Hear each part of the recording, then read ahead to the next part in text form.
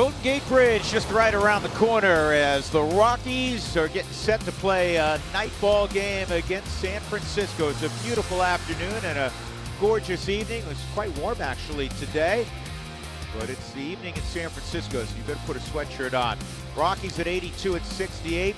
The Giants 58-93. They're just trying to avoid 100 losses. It will be only the second time they've lost 100 games since they moved from Manhattan a long time ago. Here's tonight's Southwest Airlines batting order for the Rockies and Buddy Black. It's Blackman, LeMahieu, Cargo. Then it's Arenado, who's always hit the Giants well. Gerardo Parra, Trevor Story, Ian Desmond getting the start at first base. Jonathan Lucroy's behind the plate with Marquez on the mound batting ninth. So here's Charlie, who's had 2 of the last 4 days off as he faces Johnny Cueto. Cueto's numbers down from a year ago. He's battled some injuries this year. He had a blister issue. He had a flexor tendon issue in his finger. So this is just his 4th start since coming off the disabled list. And he missed about 6 weeks. And his first pitch is down low, ball 1. Well, in the 3 games coming off, he's 1-1 with a 4.50 ERA, fastball, cut fastball. His changeup is his money pitch. It's been much better since coming off the DL. And that'll get that first look at it at 80 miles an hour. Opponent's hitting 176 against the changeup since coming off the DL. Prior to that, it was 258. The Rockies have seen Cueto quite a bit. He has excellent numbers against the Rockies. When the Giants were in town recently, he threw 5 innings and allowed just 1 run. What the Rockies did well that ball game was run up his pitch count. He was gone after 5 innings because he threw 96 pitches. He had only 54 for strikes that night. He had 7 strikeouts, but it took him a lot of pitches to get to those 7 strikeouts. Only 1 walk for Cueto. He'll give you the shimmy and the shake. The Rockies have seen him, as you said, Drew, a number of times. So I don't think that gets you as much anymore once you've seen a guy do it as if it was just your first or second look at it. 2-2. And that misses. 3-2. Charlie has hit .314 with a home run in his career against Johnny Cueto.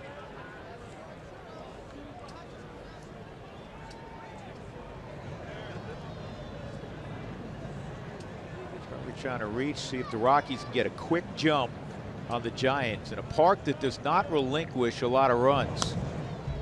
Kind of like what they did in that first game in LA against Kershaw. I think that would be huge tonight if you could put a couple markers against him here in the first inning.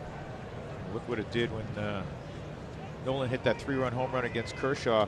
It set the tone not only for that ball game, for the whole road trip in which the Rockies went 6-2, and they like a similar kind of final road trip of 2017. This is hooked down the line, foul. 67 degrees, our game time temperature, which by San Francisco standards is quite nice. That's shorts and a t-shirt weather here, right? Easy. Okay. Not quite? Not quite. Okay. But it's not Parker weather. It's not Parker weather. But the night is young.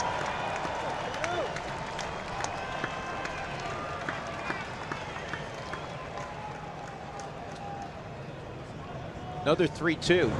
And Cueto strikes out Charlie Blackman on an off-speed delivery. 1 out, and that'll bring up LeMahieu. And that was the changeup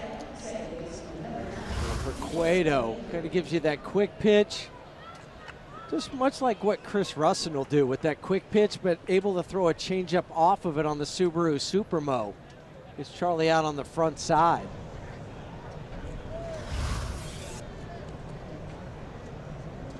DJ's feasted on the Giants this year. He's hitting .344 against Cueto. The Rockies have some guys in the lineup that have hit Giants. It's a quick strike. Cueto a year ago, 18-5, .279 ERA.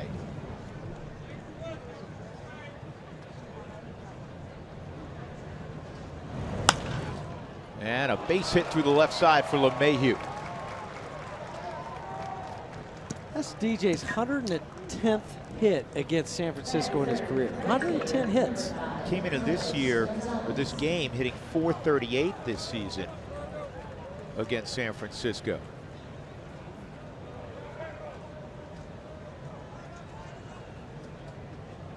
So DJ aboard, here's Cargo.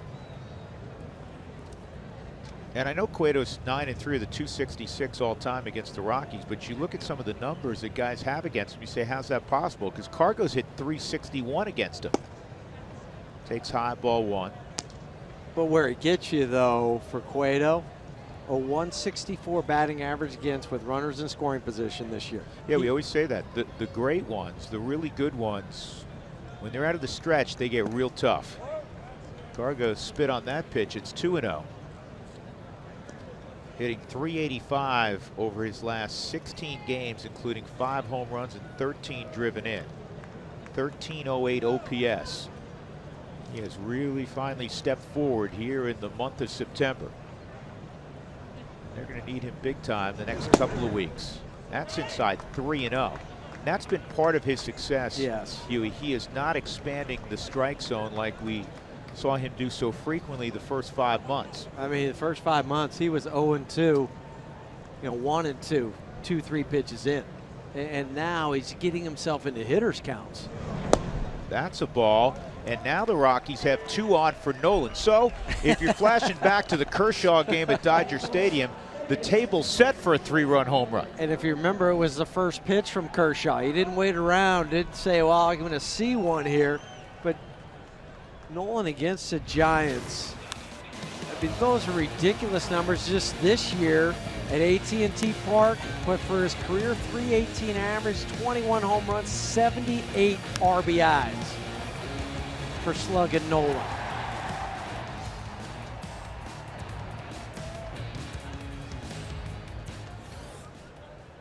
And Nolan's one of the guys that does not or has not had a lot of success against Cueto, looking to turn that around. 5 for 29. But against the Giants, 343 average. He slugged 615 in his career. And he has 9 home runs in this ballpark. The only Rocky with more home runs here was Tulowitzki, who had 10. 1-0. Called strike. Nolan thought that one might have been a touch low, but it wasn't on the Subaru strike zone.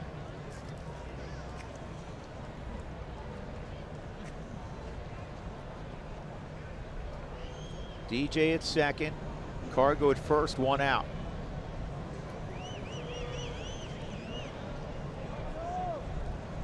And that's up 2-1. I like the patience so far exhibited by the Rockies. So far, so good. I mean, it was 7 pitches for Charlie before he struck out. DJ got a pitch early that he could hit, but then Cargo. And now for Nolan, 2-1 count. And this is where Cueto likes to go when he's in these hitters counts. He'll go softer with his pitches. Yep. He'll go with the changeup. Maybe a little cut fastball. But he's not going to feed into a hitter in these situations. Down the line, foul. And there you go. Yep, What did he throw? like Changeup.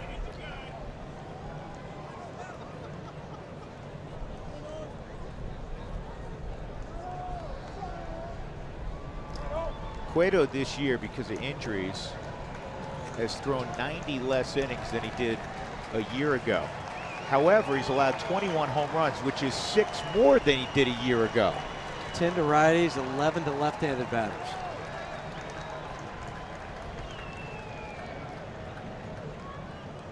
Nolan calls time. One thing you won't battle as much tonight and probably tomorrow afternoon is a full house crowd, because with the Giants so far under 500, how bad their season's been, they're not drawing like they typically do. This ball's driven to left field, but foul. Now they still have 50 sellouts this year, but their sellout streak is over. It ended, interestingly, it's kind of surprised me, it ended 530 straight in the regular season, 555 if you include the postseason, on July 17th with the Indians in town. That's surprising, because the Indians don't come here much. The Indians were in the World Series a year ago, a lot of big names. Another 2-2.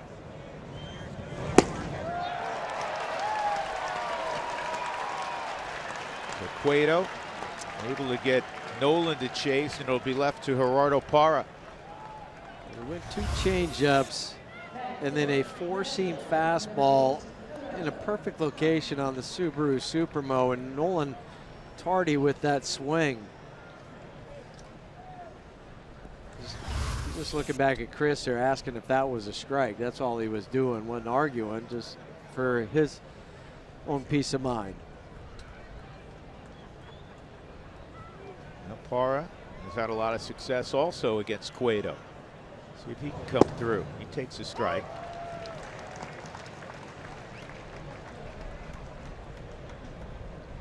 It's over, by the way, in Pittsburgh. Milwaukee wins 1-0 tonight, so they're a game and a half behind the Rockies. That's it. They shut them out the last 2 nights. Won 3-0 last night, 1-0 tonight. You and I were watching that game during dinner tonight. It was a couple opportunities for Pittsburgh to score. They had second and third, 1 out. I think it was in the 7th inning. Didn't score. Yeah, there was one inning where 8 pitches and they were back out in the field. And that was at the top of their order.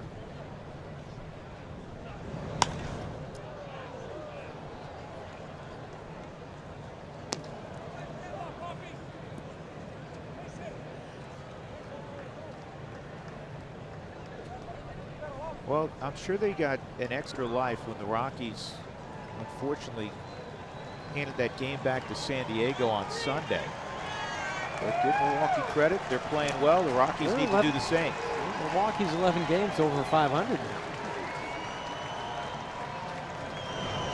And Parra chases Cueto with runners at first and second. Strikes out Arenado. He strikes out Parra and works out of it.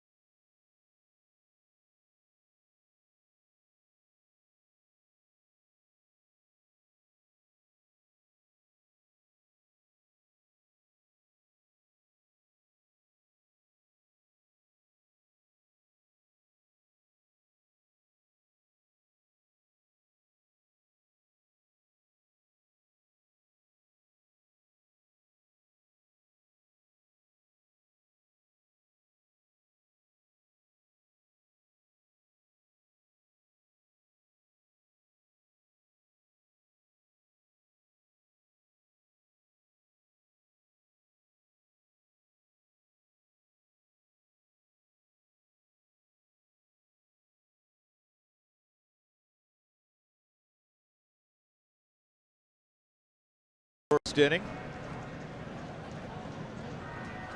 Your balance gets thrown off when you have a big head. Here's the Southwest batting order for the Giants tonight. Not even going to touch that. Hunter Pence will lead it off. A little different lineup for Bruce Bochy tonight. Joe Panik, who had 12 hits in a 3-game series when the Rockies saw him in Denver recently. He'll bat second. Denard Span will bat third. Posey naturally cleanup. Then Crawford, Jared Parker, Pablo Sandoval, Ryder Jones. So here's Marquez against Hunter Pence. Hunter didn't play over the weekend. He takes strike 1. Back spasms. Yep, got banged up on Friday, came out. Back in there for the first time tonight. 10-7 for Herman on the year. 137 strikeouts. That leads all rookies, National League rookies. Fastball, curveball, and that was the one that he couldn't get over. It was 25% of the time, but in his last start, he only threw it 19% of the time. That's a foul ball. 1-2 on Pence. Hunter has hit in the top spot in the lineup 7 times this year, but prior to this year, you have to go all the way back to 2014, the last time he led off.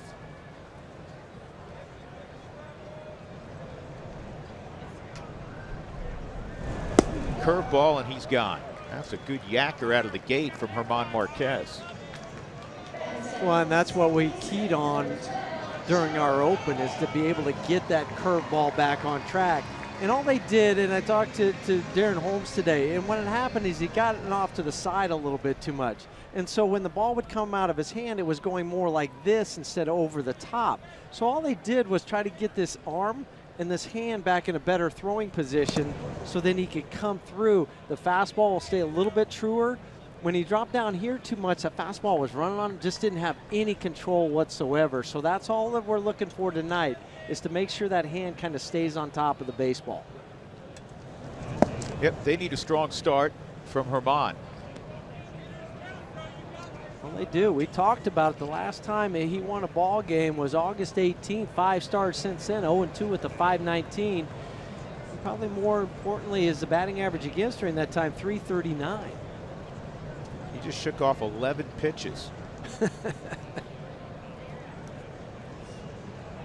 Jonathan said, I'm going to get up, stretch my legs, we'll start this all over again. 2-0, and that's beneath the knees. 3-0 on Panic.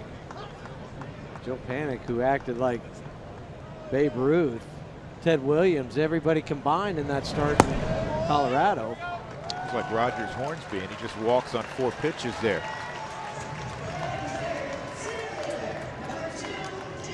That'll bring up Denard Span.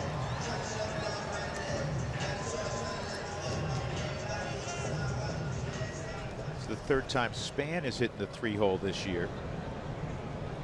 The only other time in his career, one time in 2011. So this is the 4th time for Denard Span since he hit the big leagues a long time ago. He takes a strike. Chris Caccioni's behind home plate. Dana DeMute, the crew chiefs, at first. At second base is Paul Nauert, and Carlos Torres is at third. Chris, a very good reputation among umpires, and especially with the strike zone. Yeah, worked the World Series last year. It's off the plate at 97. 1 ball, 1 strike. Giants were off yesterday like the Rockies. Their last ball game came Sunday at home against Arizona. Was a win. 1-7-2. Salvage 1 out of 3 against the D-backs. 1-2. That was a good sign. A curveball. He's thrown a couple now in this first inning that have been called strikes. Got the swinging strike from Hunter Pence.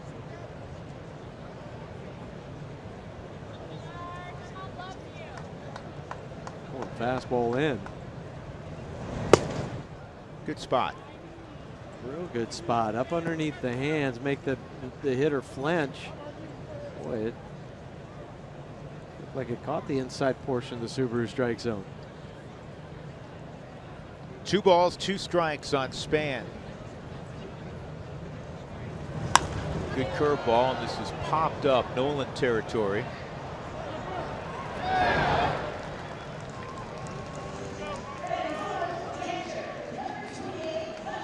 Like he's got the sharp curve and the right plane on it, as you described. I think that's the key, because the plane in Arizona, it wasn't even close coming out of the hand. So all the hitters recognized it so early, they just let it go. And he wasn't throwing it for strikes, so then he became one-dimensional. And I don't care how hard you throw. Throwing one pitch and it's a fastball, it's going to get hit. Buster takes ball 1.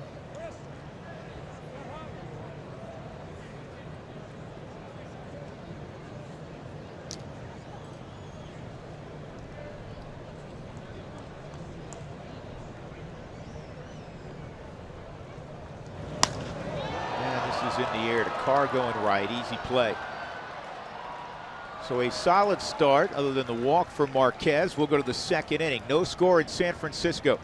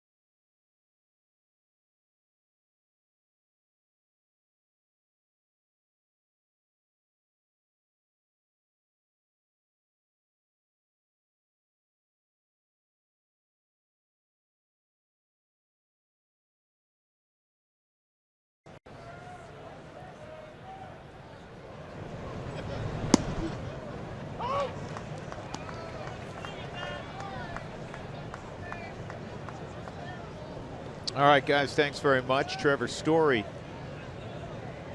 took a first pitch strike. Trevor riding a 9-game hitting streak, and that's inside.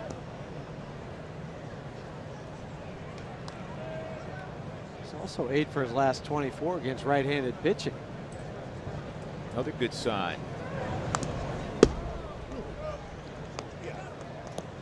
Story's gone 5 straight games without striking out. That's the longest stretch of his career. His previous long was just a couple of games. So like we've talked about with Cargo, it's like Story's saving his best for the most important month.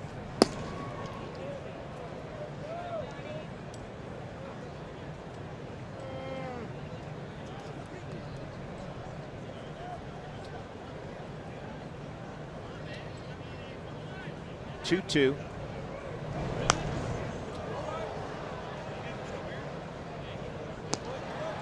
Two here in San Francisco, 4 in San Diego. And then the Rockies will have a day off next Monday. They'll come home and they'll play, or excuse me, they'll play Miami for 3, have a day off, and then 3 against the Dodgers.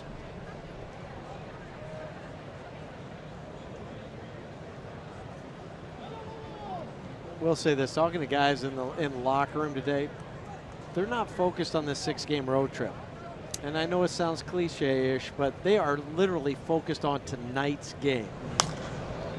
They're not thinking down the road. They're not thinking, well, if we take 4 out of the 6 on this road. No, they're thinking about tonight's game, and that's the way you have to approach it. I think in any sport, that's how you have to operate. I know, in life, but that's how you have to operate. Yeah, I get that, but sometimes you get a little bit ahead of yourself as a player. 2-2 again. 3-2.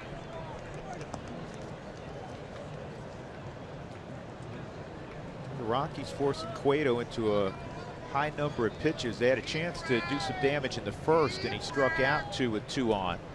Got Nolan, got Parra.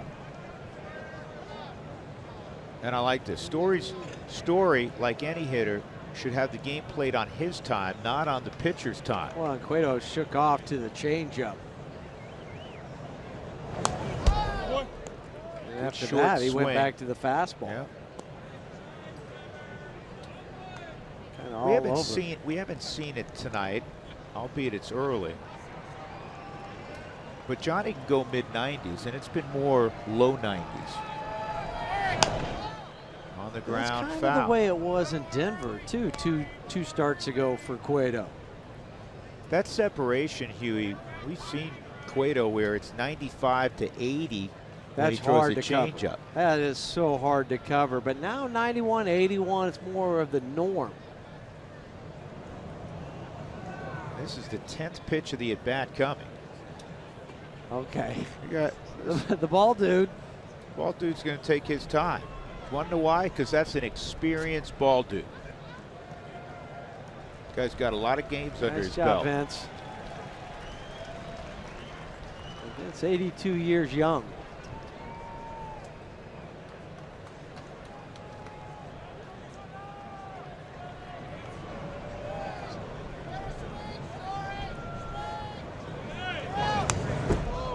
Boy, good cuts from Trevor, spoiling some pitches of Cueto.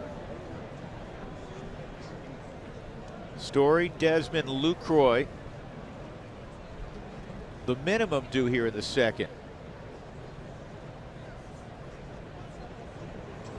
Here's pitch number 11.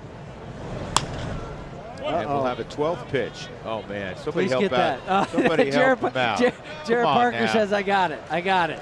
Atta baby, Jared.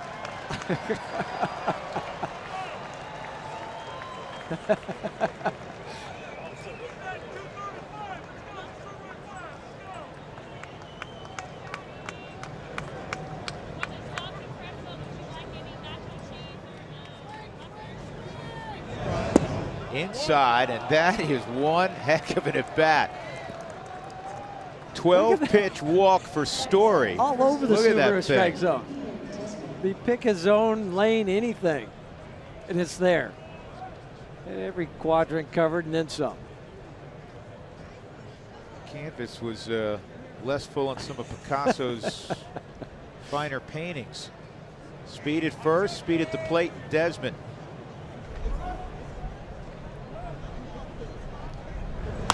And this is socked through the right side, and Trevor thought about going first to third, but Pence, to his credit, was quick to the baseball. So now you have two on, nobody out in that strange part of the lineup, Huey. Well, and it's hard too for Jonathan with first and second, nobody out. I mean, it's always the toughest spot to be in. Because you're thinking, well, I can't hit the ball on the ground because that's a double play. I got to try to get the ball in the air, but then you have the pitcher hitting behind you, so you get the bunts out of the equation. So you know what you do if you're Jonathan? Just hit a gapper. Hit a gapper. Hit one into triples alley, right? Right. Well, not even triples alley. You could go doubles alley because Ian's going to score from first. And that's the speed element with these two guys on first and second.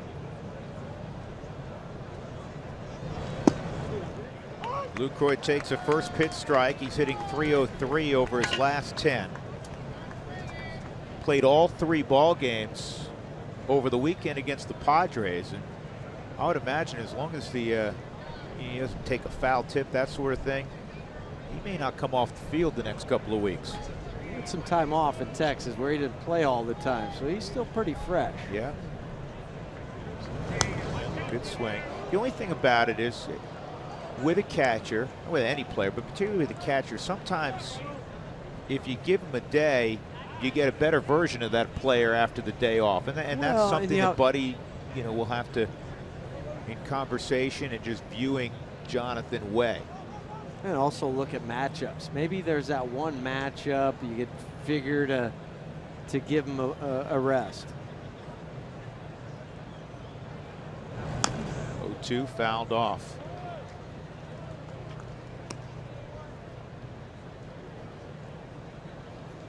Lucroy 4 for 9, scored 4 runs in the Padres series. So drew a couple of walks.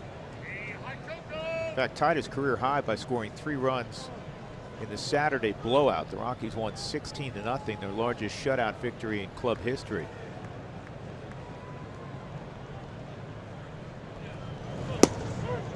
Called strike 3 on the outside corner.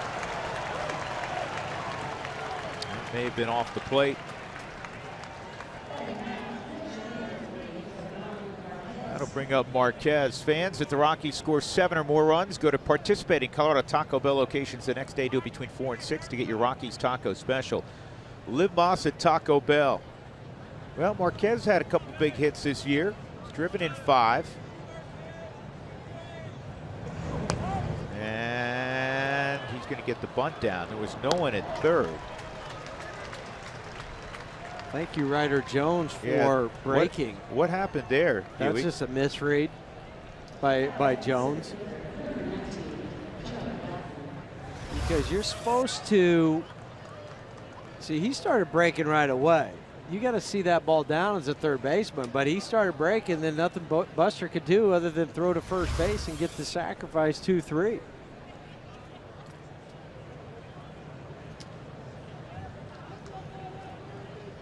So the owner of the National League record for ribbies out of the top spot in the lineup has an opportunity to pick up a couple more. Charlie had a lengthy at bat and then struck out on a changeup to lead off the ball game. Runners at second and third, 2 outs.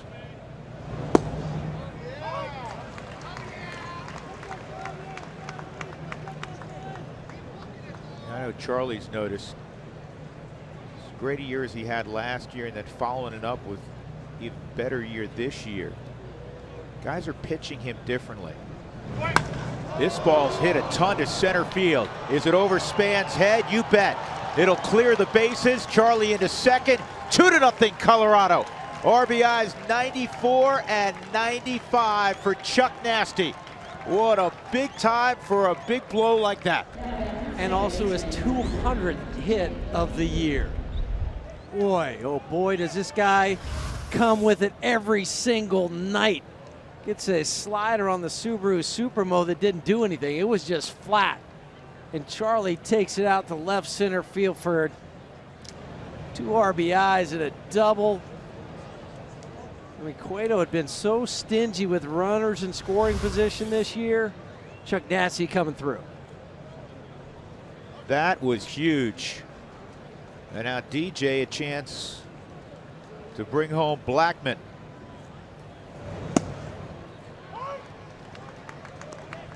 And I guarantee you those guys from Milwaukee watching this game in Pittsburgh just gave out a little groan. It's hard to hit it over the center fielder's head here at AT&T, particularly at night. That's short off the wall in left center. DJ with 2 strikes. 2-0 Colorado.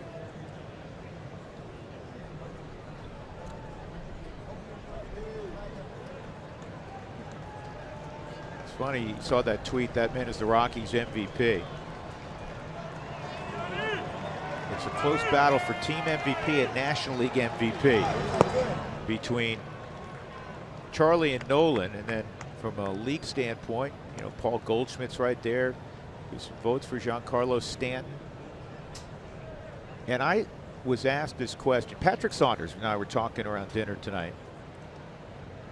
And Patrick has a vote for MVP, and he said, you know, who do you like right now? And I said, honestly, I think it's so close. It depends what happens these last 2 weeks.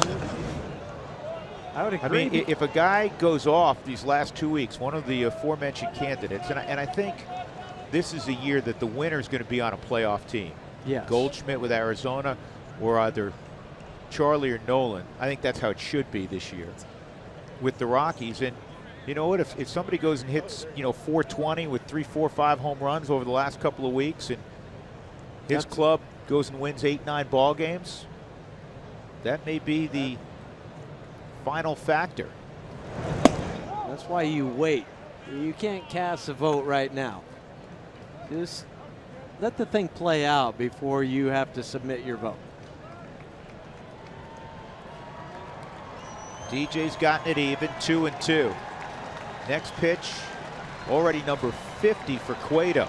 There's Blackman atop the National League hits leader. That was also his 91st hit out on the road, which is 3rd most in baseball.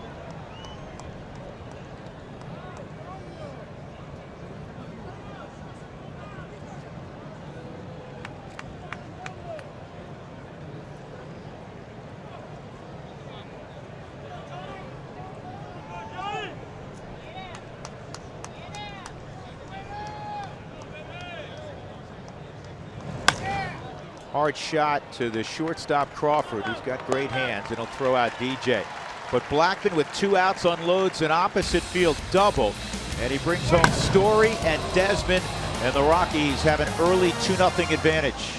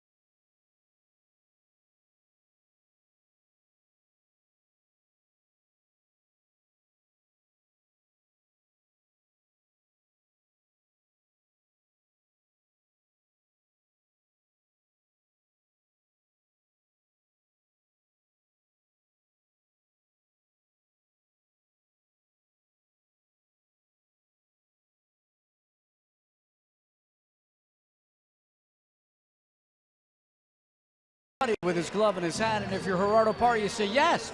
You just got your 200th hit. Way to go, Chuck. Way to go, Charlie Blackman.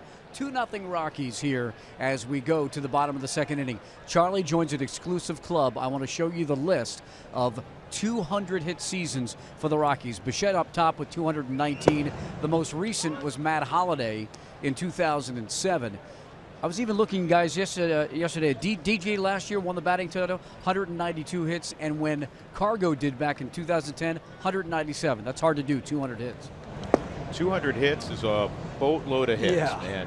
If you get a hit a game, and let's say you play 150 games, right, which nowadays looked upon as a full season. He took 12 off. That's obviously 150 hits. He went. So Crawford's behind 1 and 2. Charlie's over 200. With 11 and a half games still to play. That kind of tells you how good guys like Tony Gwynn were. You know, where how about the year Ichiro had 262. On the ground toward the hole and on through.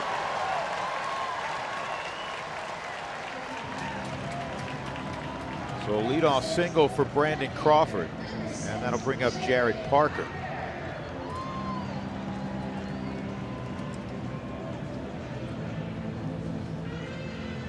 We haven't seen Parker in a long time, and the reason you haven't seen him in a long time is in April, he crashed into the wall on a DJ LeMahieu drive at Coors Field and broke his clavicle.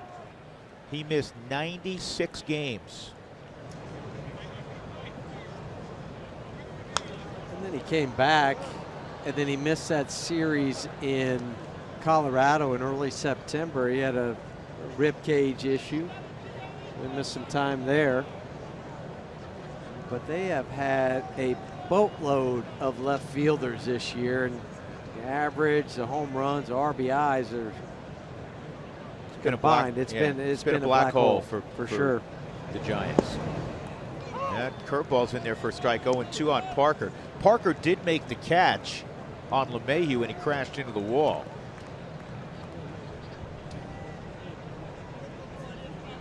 Probably would have preferred to have not made the catch and stayed just let healthy. it go.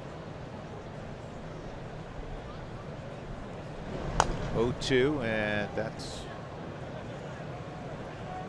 fouled off about 15-20 feet. But you can see it from Jared's perspective. He's a young guy trying to make an impression. I'm going to catch anything I can, and now he smacked that wall hard.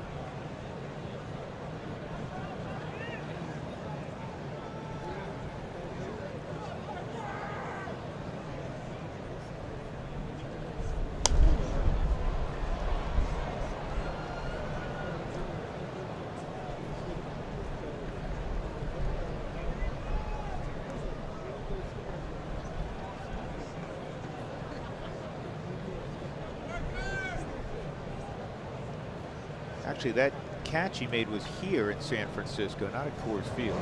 Swung on and missed. And a strikeout of Parker for the first out. Denard Span hit the wall in Colorado. That's what I was mixing up. Thanks, Huey. 2 strikeouts as Pablo Sandoval comes up. The Coors Light Cold Hard Facts are brought to you by Clean, Crisp Coors Light. So all-time rookie strikeouts. German Marquez moves past a guy we just saw over the weekend, Jhoulys Chacín, who threw on Sunday. John Gray, that seems not attainable right now. John struck out 185. Sandoval, base hit. DJ was 1 step to his left. It would have been a double play. Last time we saw Sandoval, he was going through that 0 for 39 stretch. Which is the worst stretch for a Giant hitter since 1900. Still just 5 for his last 61. Not much better. Not much better, but at least it's not over. He feels like he's Tony Gwynn right now after going through an 0 for 39. This is Ryder Jones.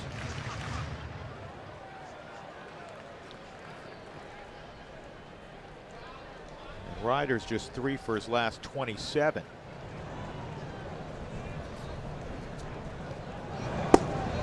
That's a strike. Right part of the lineup for German. He went first and second, 1 out. He's 3 for 27, but 17 strikeouts during that stretch. Well, this is the big one because this is a position player. Even though he's slumping, you have Cueto on deck. When you're in one of these spots as a position player where you're 3 for 27, you don't have to throw him a strike. He's going to get himself out. Huey, I'm glad you went there because I'm looking at Marquez and the stuff he has, swing and miss stuff. And as he matures, just 22. There you He go. does a great job there. That's a great point because he shouldn't give up 0-2 hits, 1-2 hits. No, very rarely. Very rarely, and maybe sometimes with the better hitters you're going to do that. But when you're scuffling like that, all you're thinking about as a hitter is, man, I gotta try to get this pitch. So he throws him the knuckle curve. And look at the rotation on the Subaru Supermo. I mean, that is a beautiful spiked curveball for the strikeout. Now, don't let your guard down. Right, I mean, so we always say, keep your focus. He's hitting 0.77. Man with the bat's a dangerous man. 0-1.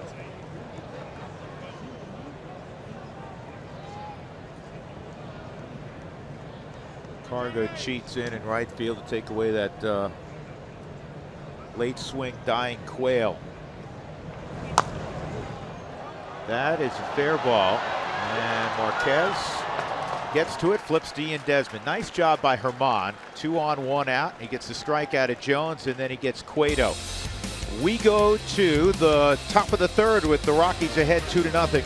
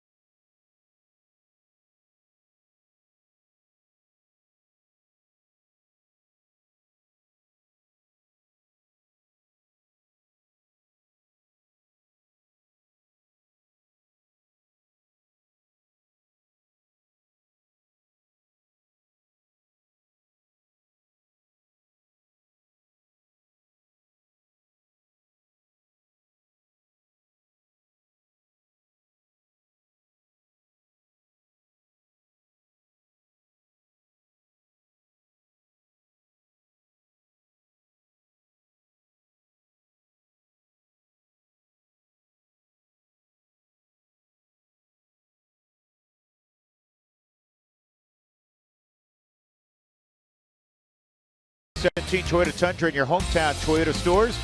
By Wells Fargo. Wells Fargo customers get your 2-for-1 Rockies club level tickets by visiting wellsfargo.com/Rockies. And by Southwest Airlines, say yes to low fares with nothing to hide. That's transparency. China Basin section of San Francisco. The Rockies up 2-0. Quickly, let's head back to Denver for a little update with Ashley and Spilly.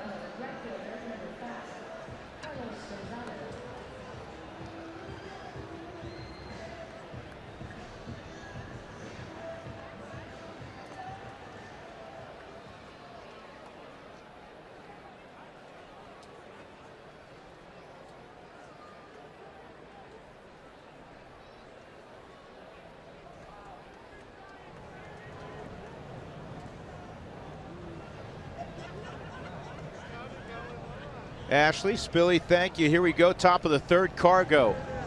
He walked on 4 pitches. He takes a strike from Cueto. Rockies had 2 on in the first with 1 out. Nolan struck out and Parra struck out. But the Rockies got a 2-out double from Blackmon in the second inning to take a 2-0 lead. Cargo, Nolan, and Parra here in the third.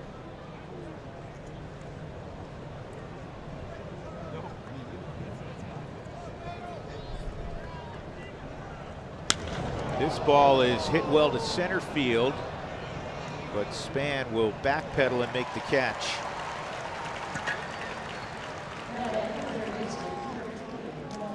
Bring up Nolan. Just thinking back to this past week and that Friday night ceremony, that was remarkable. A lot of fun. A lot of fun.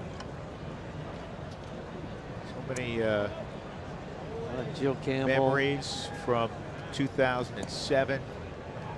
Brought to the front range, or the front burner.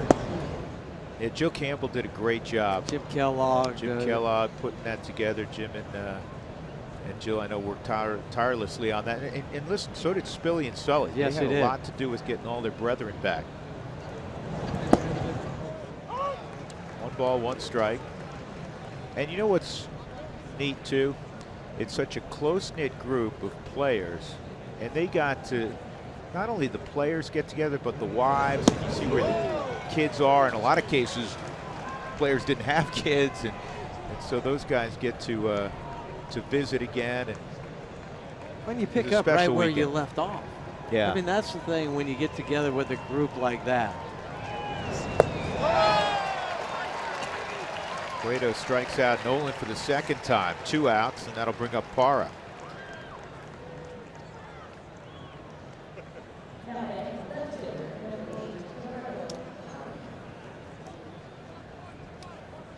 You want to be at Coors Field for the final home games of the regular season as the Rockies take on the Dodgers September 29th through October 1st. Purchase your tickets online at Rockies.com.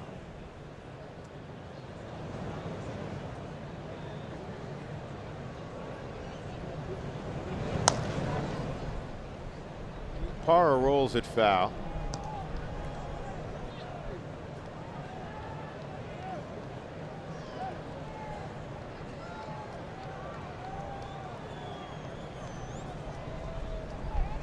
Was kind of reminding himself to stay inside the baseball.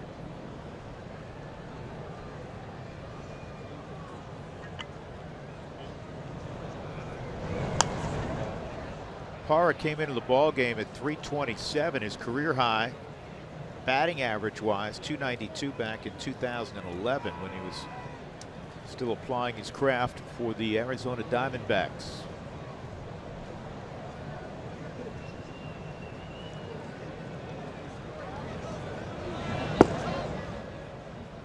Once again, if you missed it, the Brewers won tonight 1-0 in Pittsburgh.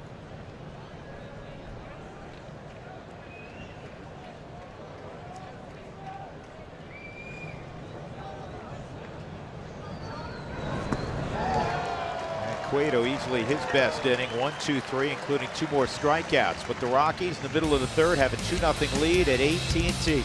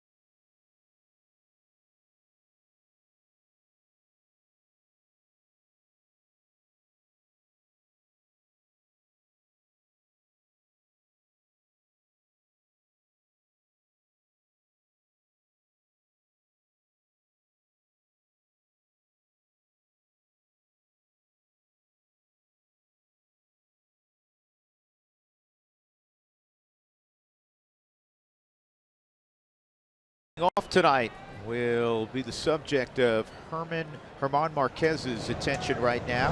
Struck him out his first time, makes him look bad there, and it's 0-1.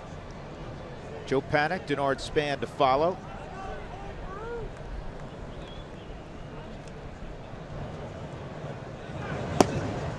Good heater at 95, 0-2. Pence wasn't swinging it great in Colorado, but he's 10 for his last 20 at the plate. And a line drive foul. Even when he's swinging it great, it's not the prettiest. So you never know when he's going good or when he's going bad. Other than the numbers will tell you that. The swing doesn't look like it ever changes. He is one of the most aggressive guys at the plate you'll ever see.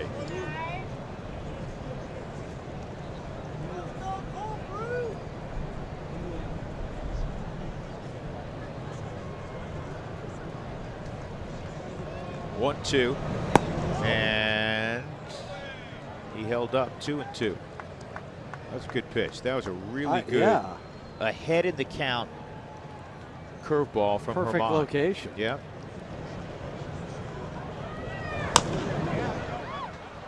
It's a tough play. Story.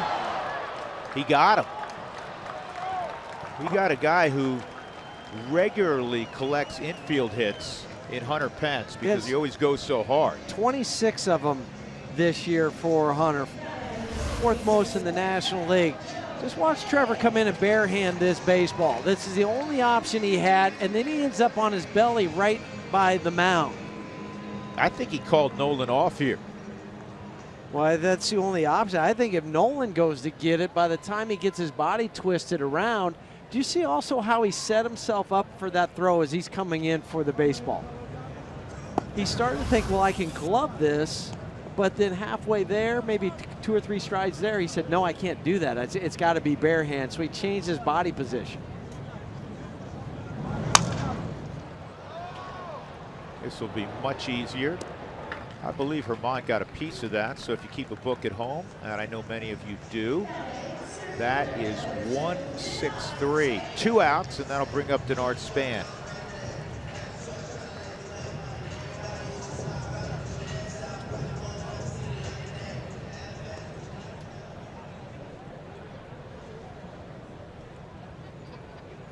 Span popped to Arenado in the first.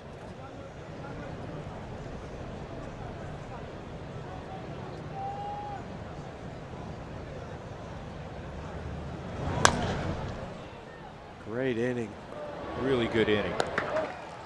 3 mishit ground balls, 8 pitches, and Herman gets to rest again. Rockies up 2-0. Story to lead it off when we get back.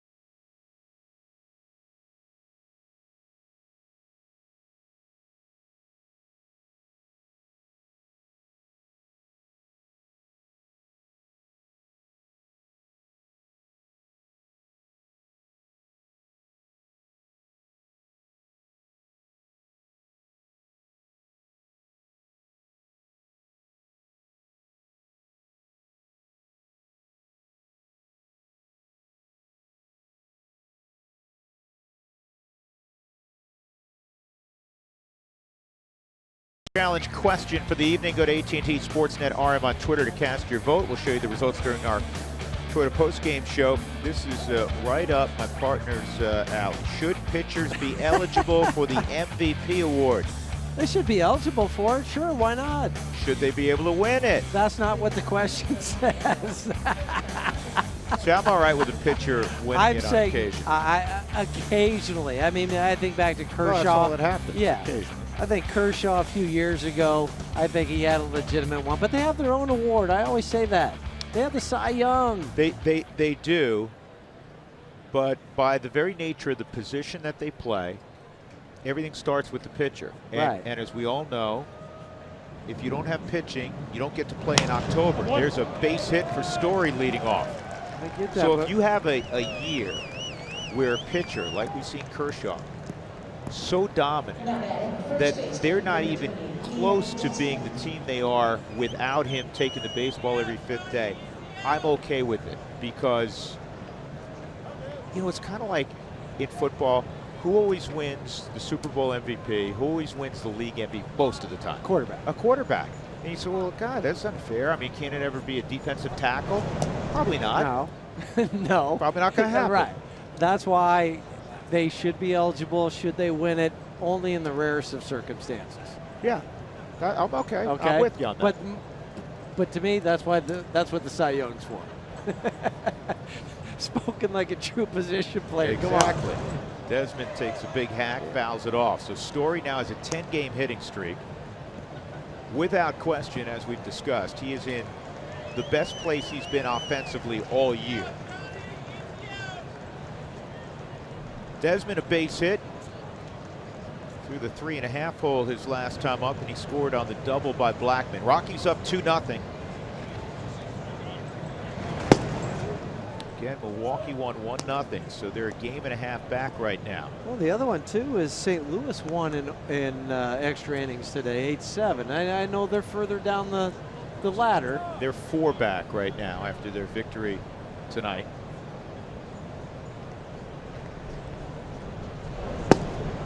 Good eye by Desmond.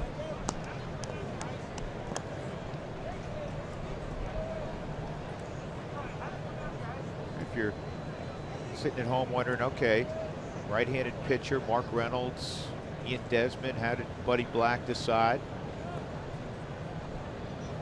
I know that Mark hit that grand slam, big grand slam in Los Angeles, but he's been scuffling at the plate a little bit, and I think Desmond for this brings ballpark, something. Even if Desmond's not super hot, and it's been a tough year for Ian, he brings the speed element where if he gets on, not only can he steal a base, but he's so aggressive. Ball in the dirt, he moves up, and he can help you create a run in a ballpark that does not relinquish a lot of runs. You know, and score from first base if it happens to be a gapper. They put Trevor in motion 3-1. Oh boy, they picked him off. Oh man. Don't want to see that. No. Trevor got caught. Quick pick off by Johnny Cueto. Watch the movement. He was going right now. He's like, I'm a dead man. He's not gonna go. And then Panda did the right thing, got the ball up. But that's almost like you know, a run and hit, not a hit and run, or a hit and run, excuse me, not a run and hit, where you can't get picked off.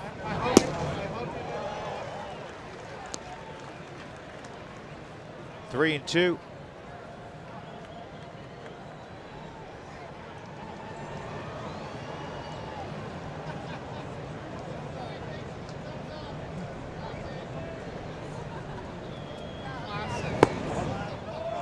Well, now Desmond earns a walk.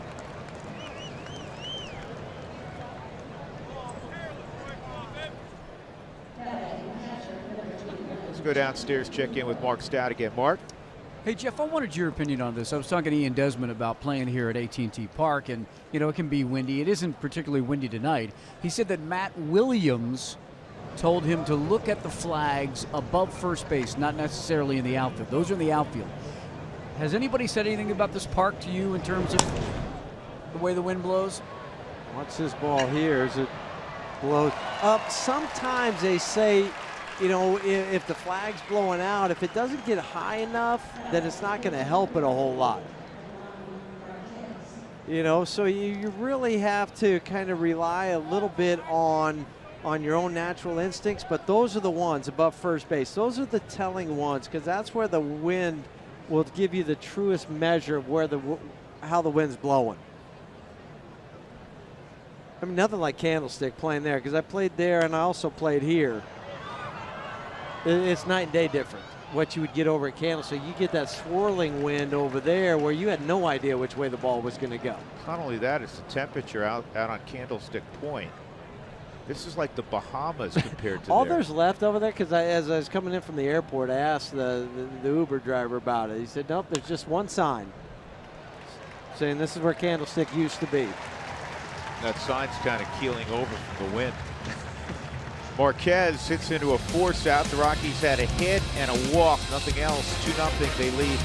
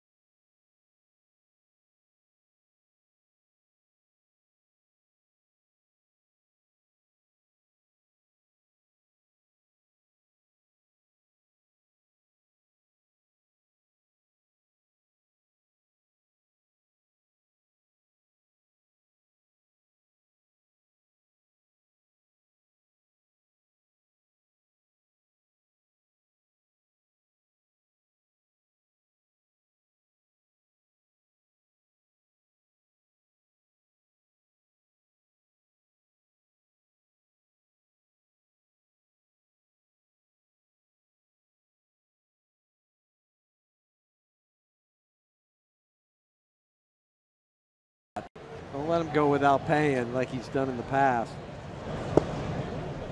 That's been an issue with him, hasn't it? It has. Want to know on Buster Posey. Posey, Crawford, and Jared Parker here in the fourth. Ball foul. Posey's 0 for his last 11 after hitting 400 during a 12-game spell.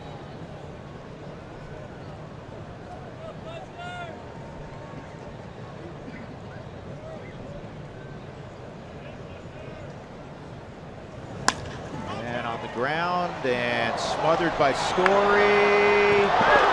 Safe. Wow. The fact that that was even a play is amazing. From how he had to throw that baseball. I'm gonna give this a glance. Well, watch Trevor on the Subaru Supermo. Okay, he catches it. That's great. But watch where he throws it from, the seat of his pants. And then to stay on line,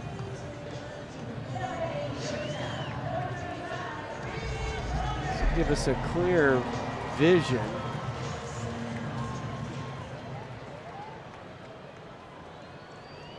That was really close. Really Rockies close. are not going to challenge. How about the effort from Trev to go over there, spin, throw, and then a nice stretch from Ian. Brandon Crawford at the plate. He takes ball one. Crawford rolled one through the right side to lead off the second inning. Buster doesn't get many of those infield hits.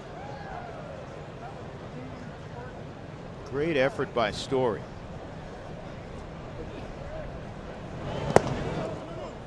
A nice play behind the plate by Lucroy. Now it's 2-0 on a dangerous guy in Brandon Crawford. You know, although Buster doesn't get many infield hits, the Giants are second in the National League with 142 infield hits. Doesn't seem positive. You wouldn't think that with their club, the style that they, or you know, the you don't veteran think of many group. speedsters. No. Pence gets, as you said earlier, he has 26 of them. He gets his fair share.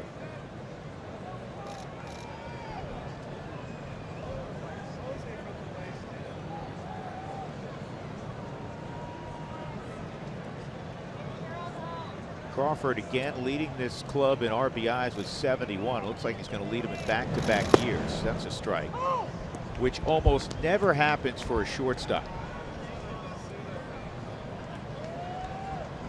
Unless you're going, you know, A-Rod when he was playing there, or Miguel Tejada. But still, only 71 RBIs. 3-2.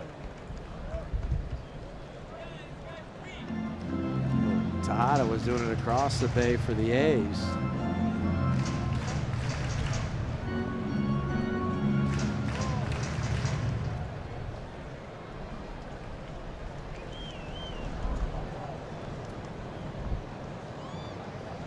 Runner going 3-2, ground ball to Nolan. Tried to get one there, safe. Watch third. Not the Buster would be able to leg anybody out on that, but after Nolan threw that ball to second, that would be a 5-6-3 double play. How wild was that one?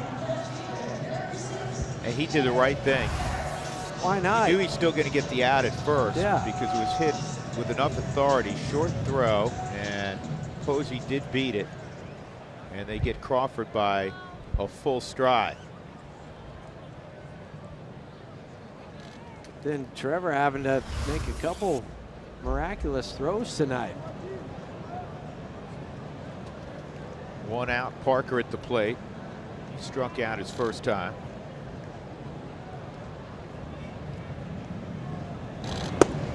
Good hook, strike one. That still goes down to a 5-6-3 put out of Brandon Crawford.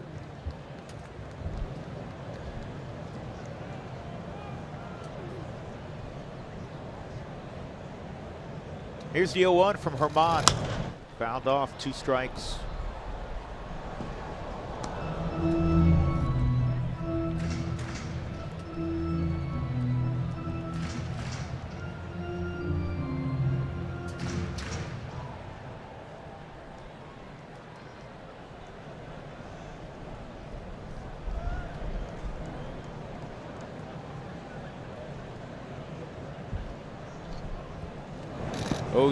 And Parker is gone again. That is strikeout number 4 for Marquez. Now they're 2 outs. Sandoval will come up. Fans, Rockies baseball is always live at the MLB.com and Bat mobile app. Stay connected all season with video highlights, stats, news, and much more. Even with the last 11 games to go, you don't want to miss a single pitch.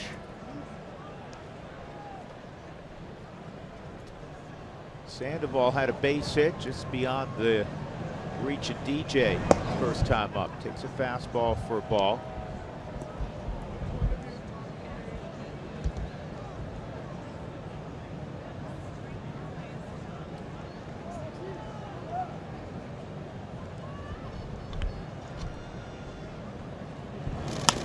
Ground ball down the line. That's going to get the run home. Now it's 2-1.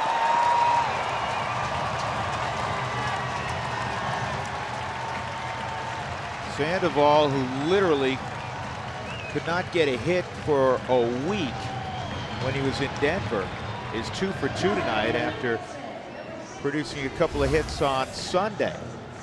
Where was this pitch? Oh, it was just up and away from Kung Fu Panda. 2-hopper past Nolan. That ball is down with the movement. That's just a easy ground ball. Instead it was up. Barrel just caught that baseball. Ryder Jones 0-1.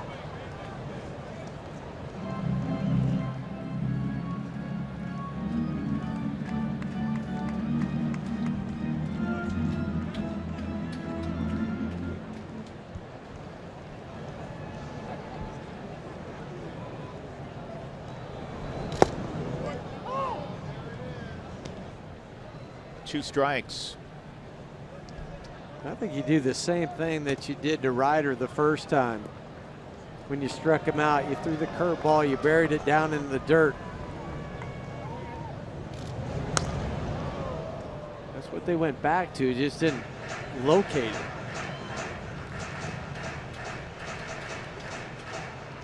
Johnny Cueto's on deck. Next inning's a big inning for the Rockies. In that Cueto is above 70 pitches. You can get him to extend himself again. He may be 5 and fly one more time as he was at Denver. A 2-out single by Sandoval, and the Rockies lead is now 2-1 as he brought home Buster Posey.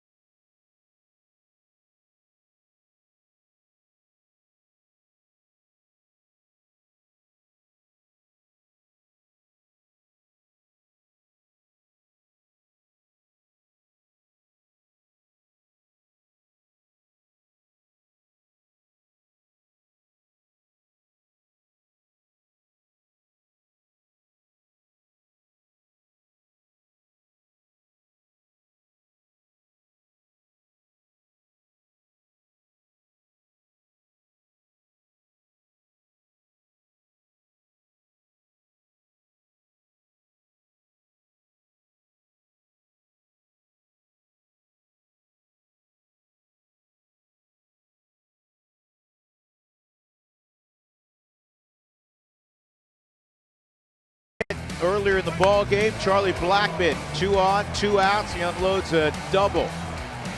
And the Rockies at that point in time had a 2-0 lead. It's now 2-1. And guess who's leading off in the top of the 5th for the Rockies? The man with 200 hits, Charlie Blackmon, leading all of baseball in that department in runs scored. He now owns the National League record for most RBIs for a leadoff man. He has 95 ribbies. 94 have come when he's batted first. Kind of blew Biggio's RBI mark out of the water. First pitch is high, a fastball, and it's 1-0. That's the 72nd pitch for Cueto. Through 96 pitches in 5 innings, gave up only 1 run against the Rockies in Denver, but that was the end of his day. 2-0.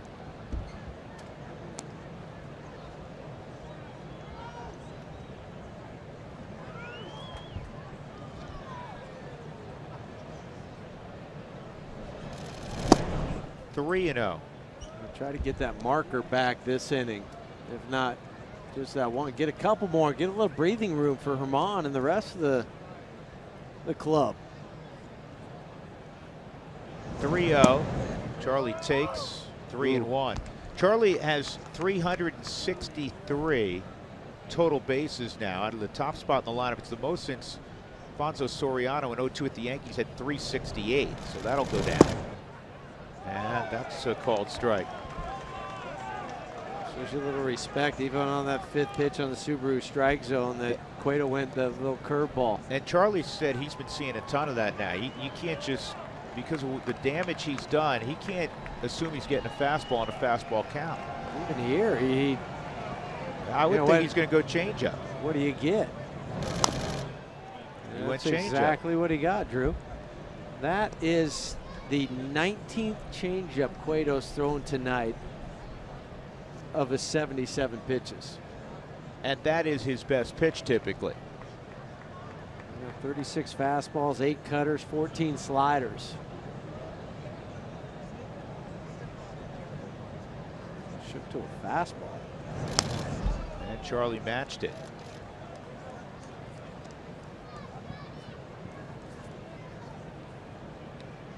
Ninth time a Rockies player has had 200 or more hits in a season now that Charlie's reached it. The only guy who's done it more than once, number 17, we just saw over the weekend. Lester's thinking, what do I throw him? I think we might want to go something different on this next pitch after Charlie just fouled those two off. And that's kind of the situation Charlie was in his first at bat with 3-2 count, fouled a couple off, and he went to the changeup at 80 miles an hour. And he located it perfectly. Charlie was just out in front of it. Buster, you can see Buster's the gears working. are grinding, what should we do here? The gears are grinding underneath that It's helmet. like, I don't know what to do. Let me Buster. think about it again for a second. Change up. No. That's fastball.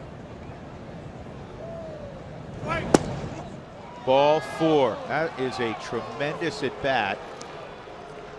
And it took 9 pitches. So the inning started at 71. Now you're at 80. And again, the bonus is Charlie reaches, nobody out, and that'll bring up LeMahieu. DJ a single and a sharp ground ball to short. Right now we're the 3rd time through the lineup against Cueto.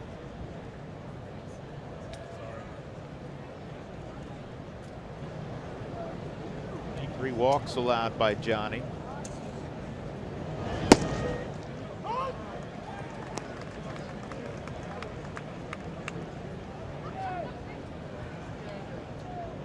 Johnny had 4 walks in his last start against the Dodgers.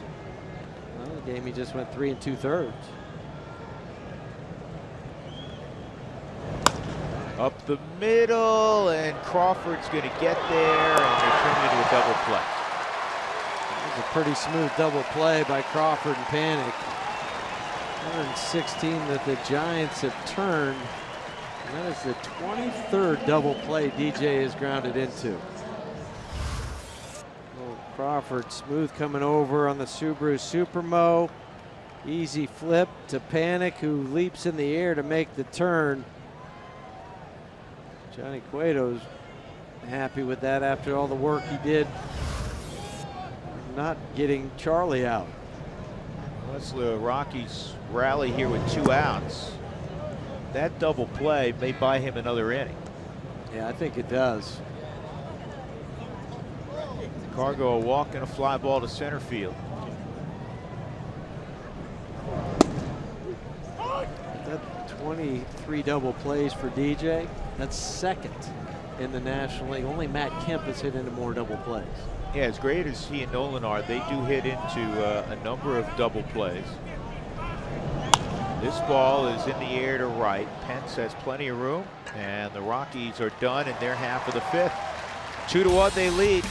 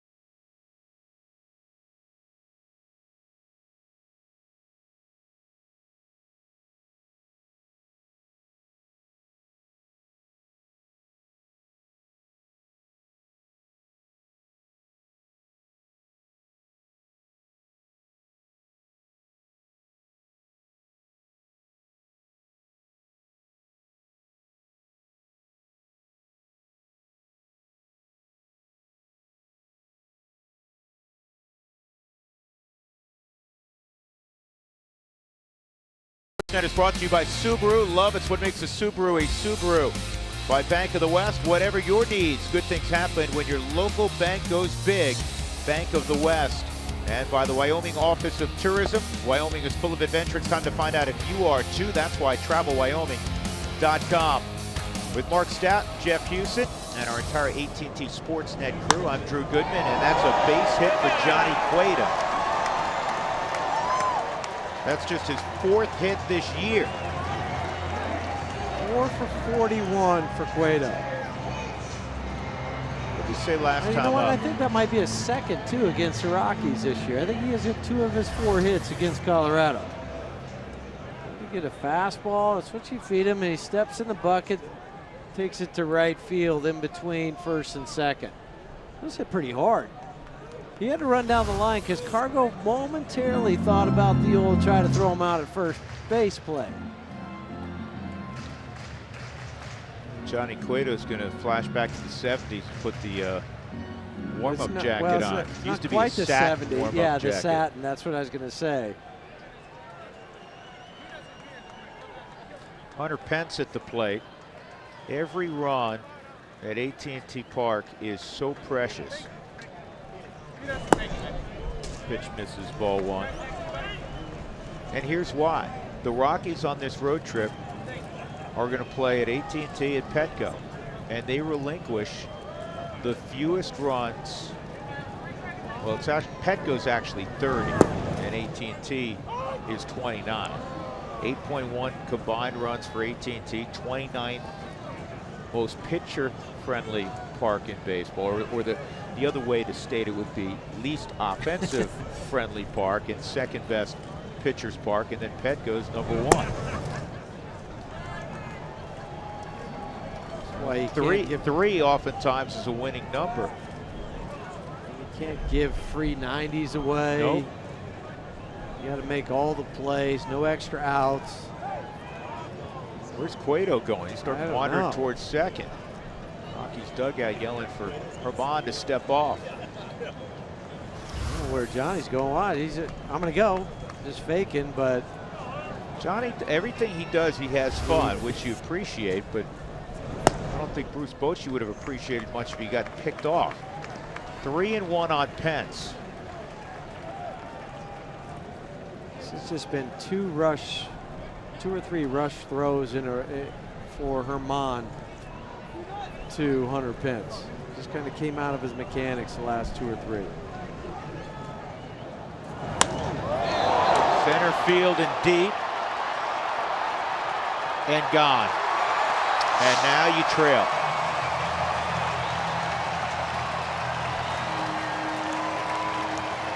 Pence has a chance of passing Cueto right now. He better not. Be good for the Rockies. 3-2 San Francisco.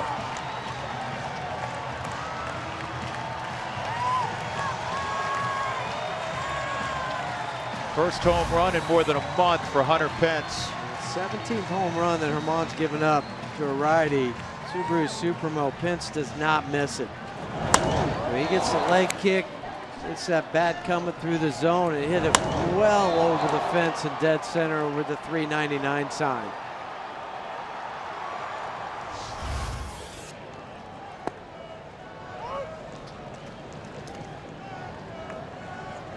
Joe Panic, a walk and a ground out. Nobody out.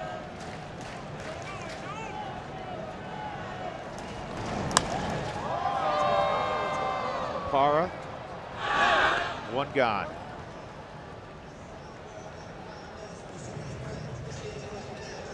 Even by that home run by Pence, you're down by run. But this crowd, you said it earlier, there's nothing like what we're used to seeing and hearing here at AT&T.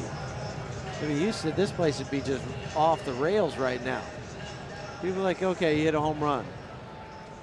I think that's the way that the Rockies have to approach this too. Vermont lost his focus for a moment after giving up that base hit on the first pitch to Cueto. I think he did, only in the fact that he tried to, I think, overthrow then a few pitches. Got himself in a bad count against a good hitter.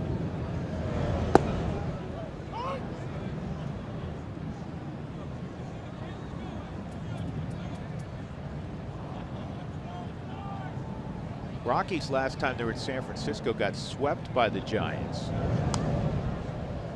The Rockies this year have dominated the season series like never before.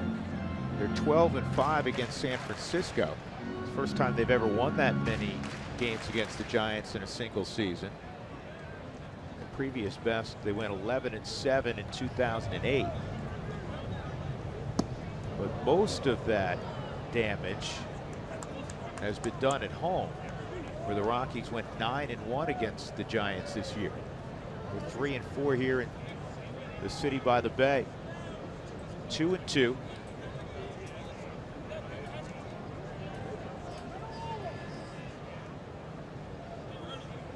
Span, a pop out and a ground out.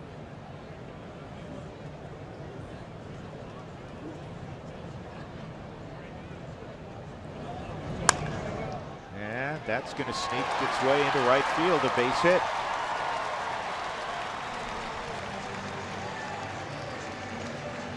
So we saw the numbers for Cueto third time through is 275. This is kind of what happens the third time through for Herman. The batting average goes up to 311 or 315, excuse me. The slugging goes up to 574. Marquez was pitching pretty well the first 3 innings. Gave up the run on the 2-out hit in the 4th by Sandoval. And now this inning. In his 2 previous starts in San Francisco, it did not go well. The Giants were 19 of 38 against them, a 500 average, and 9 of those 19 hits were extra base hits. He's given up 11 earned runs in just 8 1/3 innings in the 2 starts at AT&T.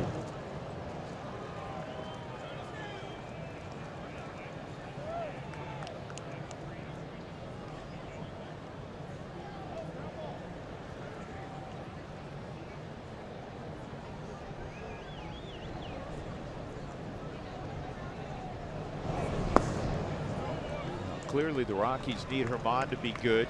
He's going to get 2 starts in 2 pitcher-friendly ballparks on this road trip. Try to get himself righted. Yeah, and then Sunday down in San Diego.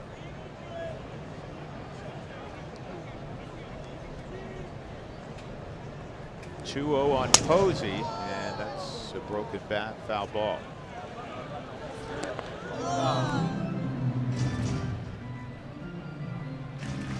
See anybody really stirring down in the Rockies dugout. Now a lot of those guys will stay down in the dugout before they head down to the bullpen because there's really nowhere else to go. They don't have seats down there. So kind of hang out where Stat is over there. Just on the other side of where Mark is.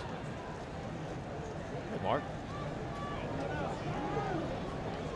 Yeah. This is the bullpen, right? Pretty much, yeah. Yeah. I was looking at Estevez. I'm like, where's your stick that you there's no room here to get loose. You have to go down underneath the dugout back into the tunnel area. I think Denard's beard showing that he's a veteran. Yes. He takes off. Throw by Lucroy, not going to get him, and it kicks away. Span did not look to move up, so a stolen base for Span. That's his 10th stolen base, his 71st for the Giants.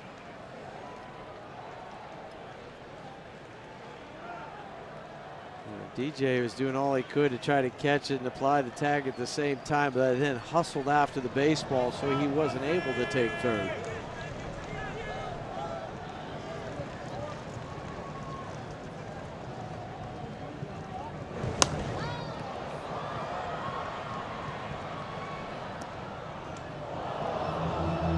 This is a critical sequence. You have Posey and Crawford with Span, the potential 4th run for the Giants.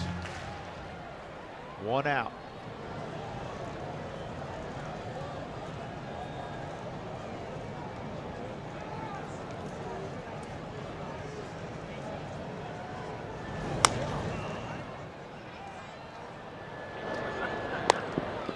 Story goes and fills in behind Arenado to make sure Span couldn't move up. 2 outs, and that'll bring up Crawford. 1 for 2. That home run by Pence is 12th of the year. But for the Giants, just their 121st home run. That is last in baseball. It's not just last, it's last by a bunch. They began the day 23 home runs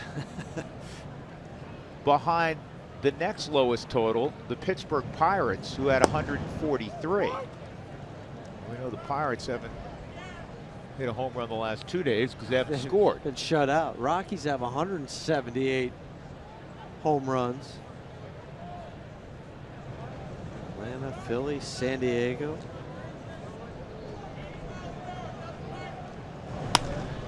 That's punched to left, base hit. Up with the baseball, Parra. Throw to the plate is on line and in time, out at the plate. What a throw. What a great throw by Gerardo Parra to deny the Giants a 4th run. Remember that play. An absolutely perfect throw to Jonathan Lucroy by the 2-time Gold Glove winner.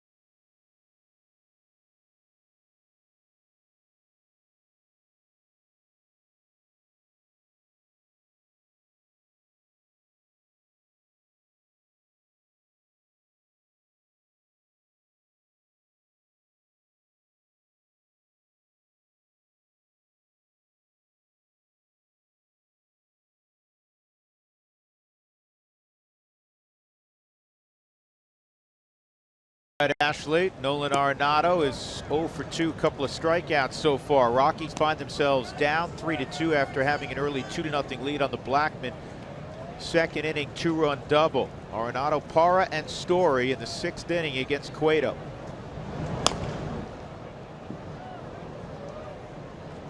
Cueto's allowed just 4 hits. He's walked 3. Giants got 4 hits in that last inning, and they would have had a 4th run if not for a gorgeous throw by Parra. And it had to be. With Denard Span and his speed, 2 outs, you get an aggressive secondary lead because you're not worried about any sort of back pick. You know, as soon as that swing starts to happen, your momentum's already taking you towards 3rd. So it had to be on the money. And it was still very close. 2-2.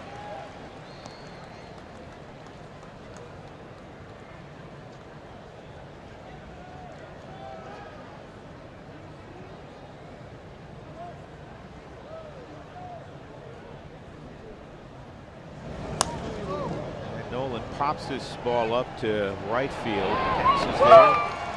One out. Let's take a look again at that throw by Parra. It was hit pretty hard, so that does help. But on the Subaru Supermo, he gets rid of it quickly. And then notice the one hop. Perfect hop for Jonathan to be able to catch it and then apply the tag to Denard. That is a 9th outfield assist for Gerardo. That's tied for 4th among all National League outfielders. Look at this. Let the catcher do his work. Put his foot right by the plate, slid into that. Whew, they needed that one. And now Parra comes up and punishes that pitch for a 1-out single. This is kind of Cueto, isn't it? I mean, it seems like every time he does this, he'll throw a lot of pitches, find a way to wiggle out of it. He's a really gifted guy that understands how to pitch with traffic. We've said it so many times. The separator with guys with good stuff from guys who win a lot of games with good stuff is what they do out of the stretch, what they do when there's multiple players on. And you said it earlier, it bears repeating. The opposition's hit just 164 against Cueto this year with runners in scoring position. We're going to get some action now in the Giant bullpen. Story swings and misses. Trevor's had 2 really good at bats. A walk after 12 pitches in the 2nd, and a base hit in the 4th. Kyle Crick, the right-hander.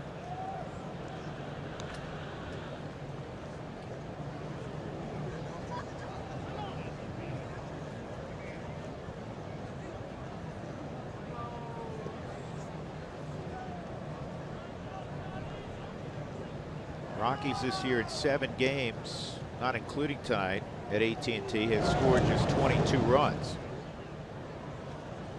They've slugged just 302 at AT&T.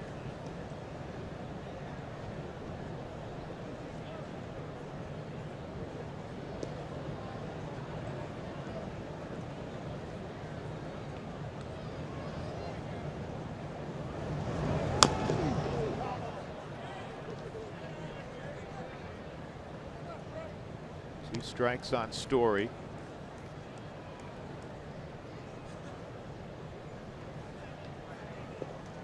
Cueto's won 121 games in his career, 121 and 83.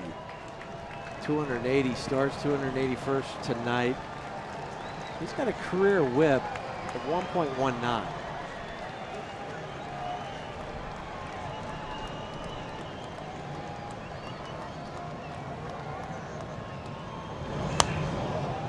Two's fouled off. Kyle Freeland's gone down to the Rockies pen.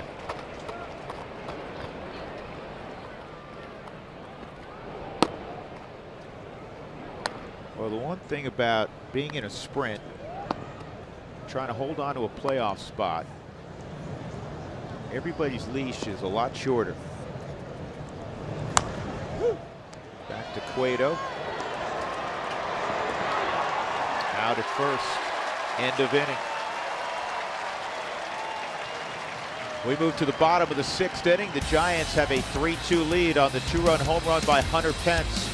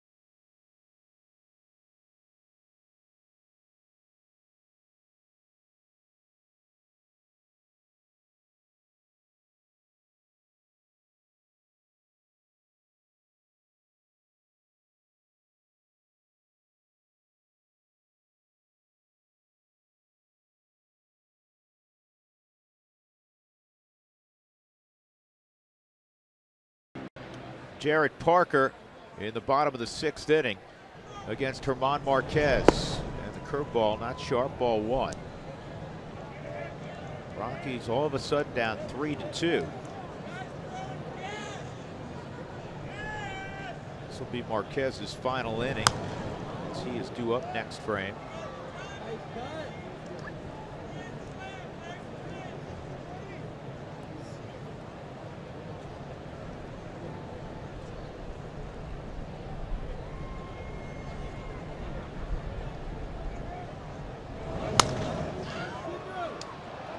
Desmond came up with it, and Marquez got there. That is a nifty play by Ian, and Marquez made the catch and tagged the bag before Parker.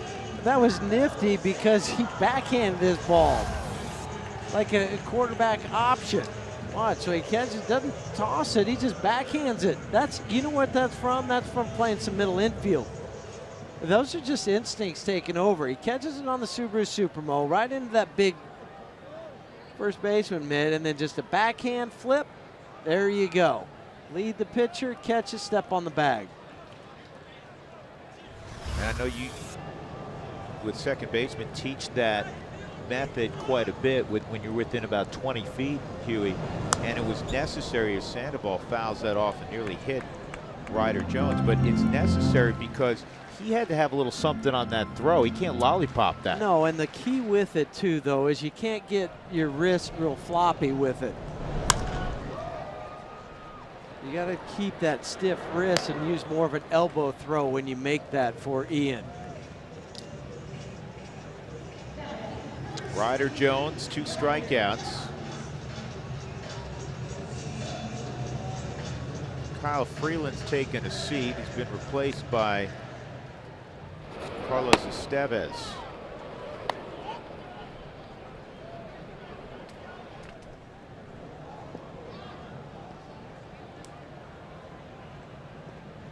That was wise of German. I think he got a spike caught as he started to make the turn, and he just stopped his delivery. Watch it, Carlos.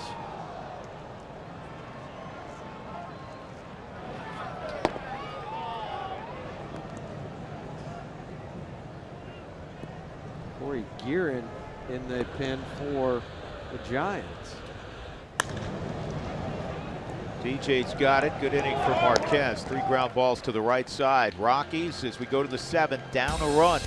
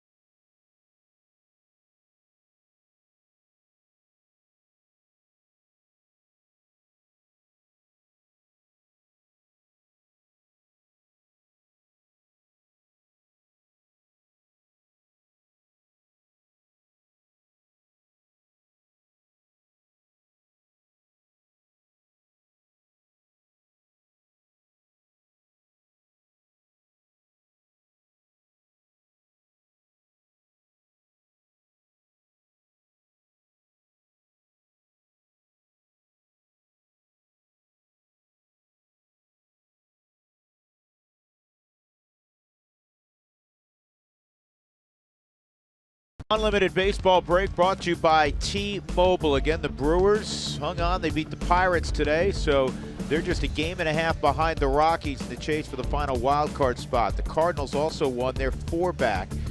They went to 10 innings and knocked off the Reds in Cincinnati. Padres at home leading the Diamondbacks 5-2. Rockies were up 2-0 here. They have to come from behind with 9 outs to work with offensively. Here's Ian Desmond, and Cueto stays in the ball game, and Desmond has his second hit. So the Rockies will have the tying run on. Lucroy coming up, and then we'll get a pinch hitter for Marquez. Well, he stayed in the game because for Cueto, the first 2 innings he had 50 pitches, and then coming into this inning, the last 4 he'd only had 45 pitches.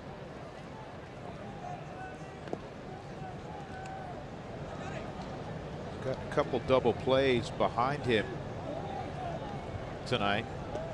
One notable one in the 5th when Charlie worked out a walk leading off. Raimel Tapia is going to be the hitter. That's outside on Lucroy. Jonathan a strikeout looking, and a fly ball to right field.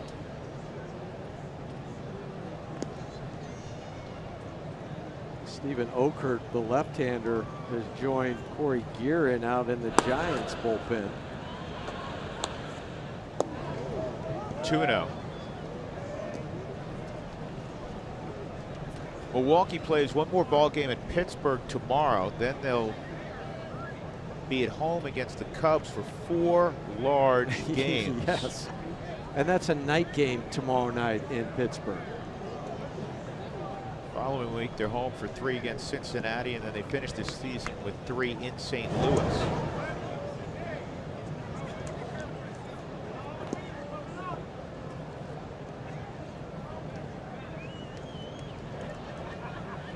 Cincinnati's been playing the spoiler role okay in September. But still, you don't want to leave it up to the other team. You take care of your own business, like we've been saying here for, you know, it seems like almost every day now. Rockies have been in a playoff position the entire year, basically.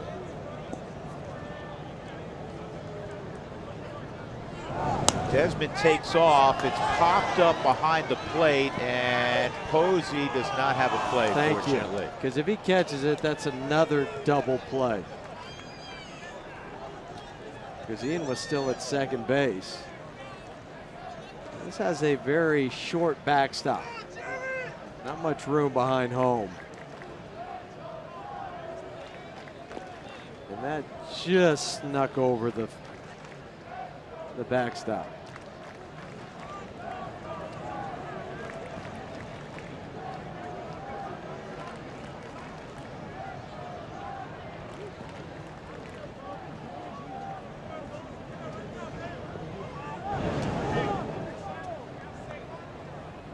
The thing that makes Cueto so quick, not only his feet, but where he holds the ball.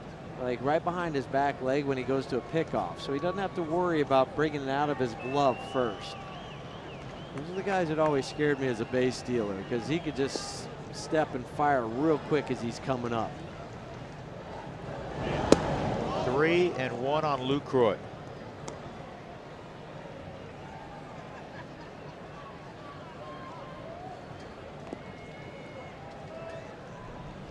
The Rockies were in this situation with Trevor in the 4th, and then he got picked off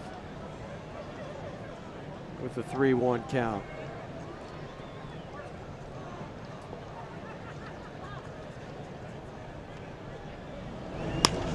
On the ground to third. This is going to be another double play.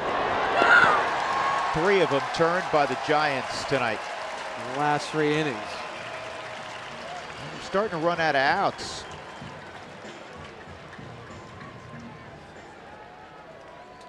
Two outs, nobody on in the 7th.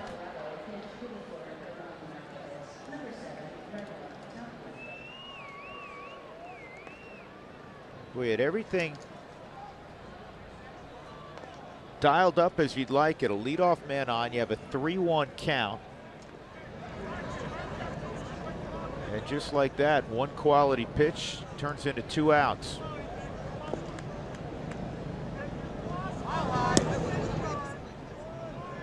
Inside ball 1 on Tapia.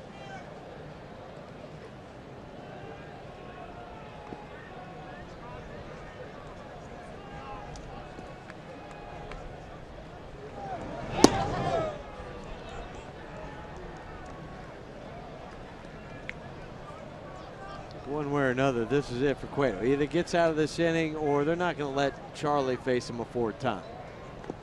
They'll go get the left-hander Oakert.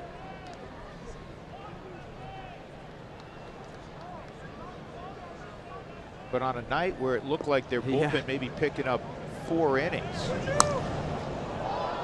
he's got 2 outs in the 7th now. Yeah.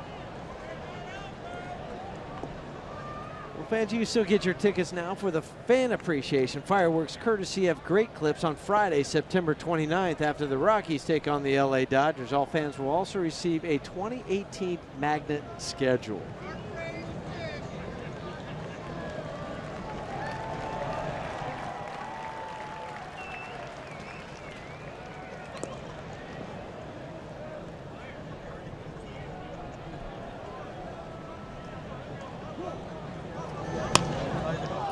That's a base hit for Tapia.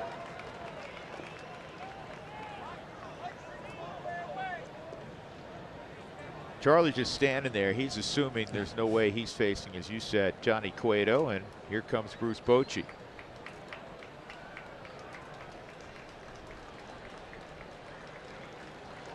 Two outs, a man on. Rockies trailing 3-2 in the 7th.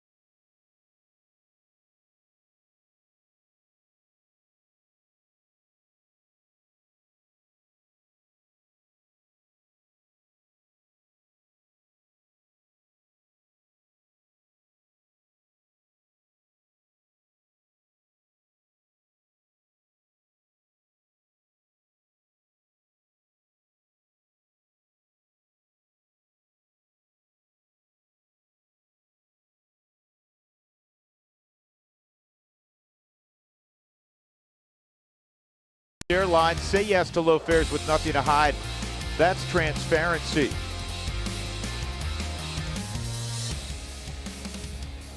Giants up 3-2. The Rockies did have a 2-0 lead. Charlie Blackmon to step in with 2 outs and Tapia at first against lefty Stephen Oakert, who's been back and forth this year between AAA and San Francisco. Lefty's hitting higher against Oakert than right-handers. Lefty's 283 with a couple home runs. Charlie has one of those. He's 3 for 6 in his career with a bomb. And he's hitting well over 300 this year against all lefties. Charlie, a 2-run double in the 2nd inning. That's the entire Rockies offense tonight.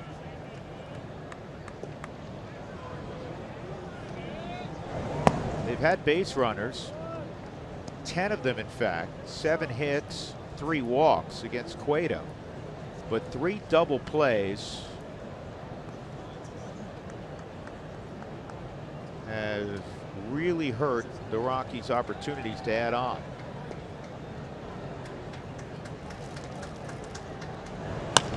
And Charlie works underneath this one. It's toward Denard Span in center field.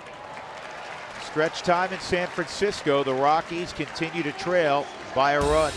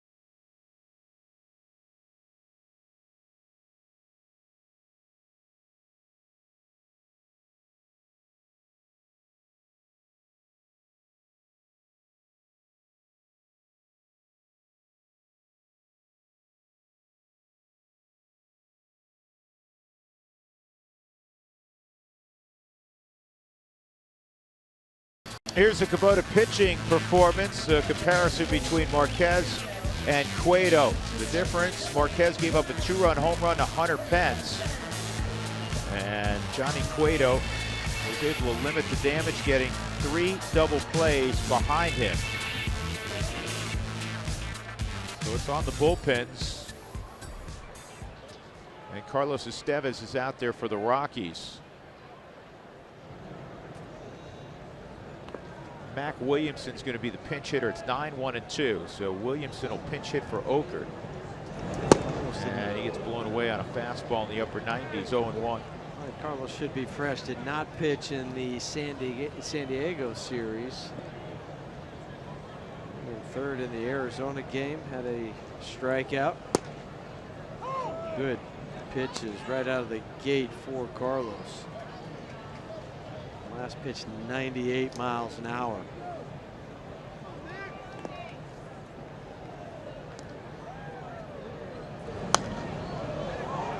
Remains 2 strikes.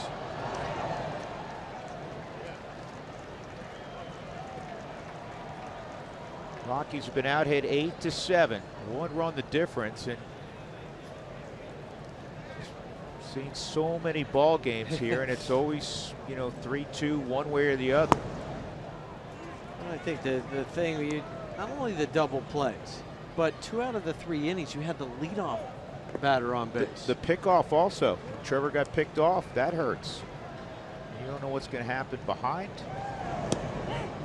that situation. Right, that Williamson's gone. Called strike 3.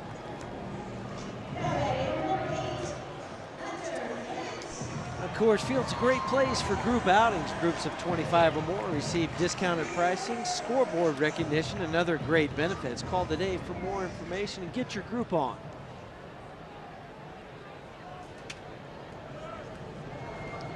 There's Strickland again trotting down to the bullpen for the Giants. Is this nemesis, I should say, with Hunter Pence at the plate? Because his blast was really the one in this game that set everything in motion.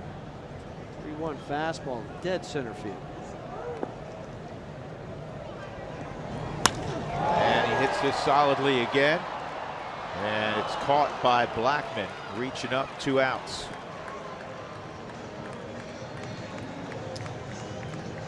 That'll bring up Joe Panic. 0 for 2 and a walk.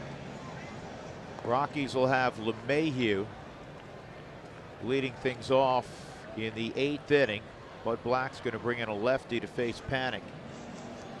It'll be Mike Dunn. Giants leading 3-2.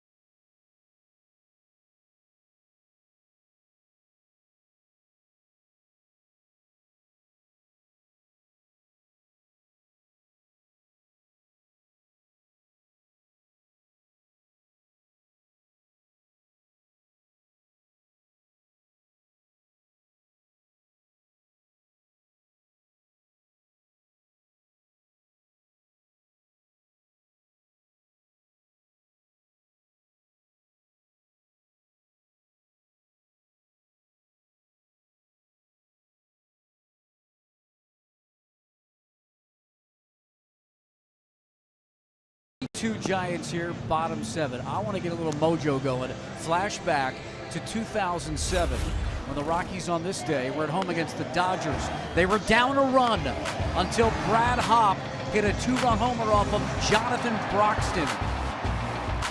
got all that, and the Rockies would win 6-5. And that roll had just started, and everybody knows what happened in 2007. All right, Mark, here's Mike Dunn against Joe Panic. 2 outs, nobody on. First pitch is in there for a strike. That was game 4 that during that 3-game stretch with also with Helton hitting his home run.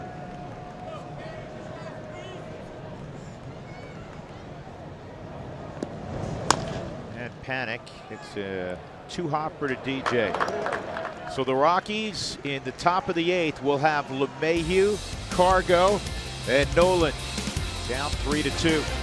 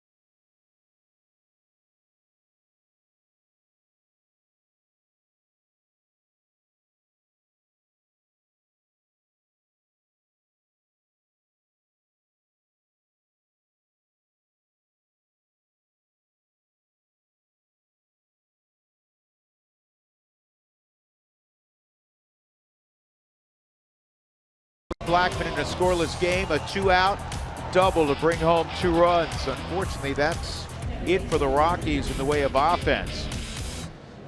They were up 2-0. Pablo Sandoval, a 2-out opposite field bouncer down the third base line, brought home Buster Posey, 2-1, and then a 3-1 fastball that was demolished by Hunter Pence to center field. 3-2. That's where we stand. Hunter Strickland is on in the 8th inning. DJ LeMahieu leading it off. Strickland has kind of hit a rough patch of late. The league hitting .308 against him with an ERA of almost 5 over his last 14 outings. 700 runs in 12 2/3. Overall, though, the Giants have a miserable record, the worst in baseball at 58-93. Their bullpen the last 12 innings has been unscored upon. In fact, the opposition is 2 for their last 32 against the Giants' pen. Time to change those numbers.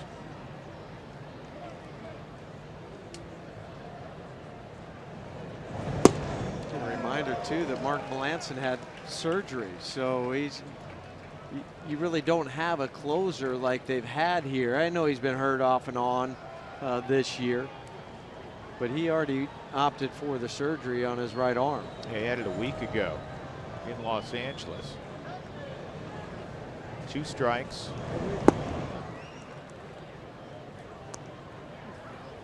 We thought Melanson was done when he was in Denver, right, and he they were ended up throwing. Yeah. They made it seem like he was done, and then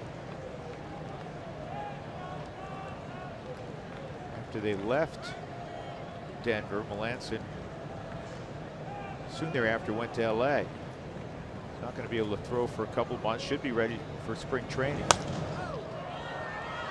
Through the first 2 games in the series in Colorado, Pat Neshek heading down to get loose in the Rockies bullpen.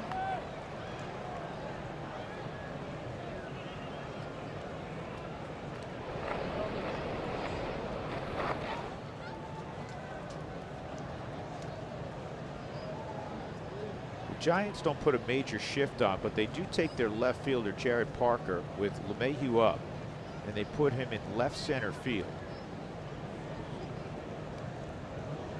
And this is routine play for Crawford, 1 out.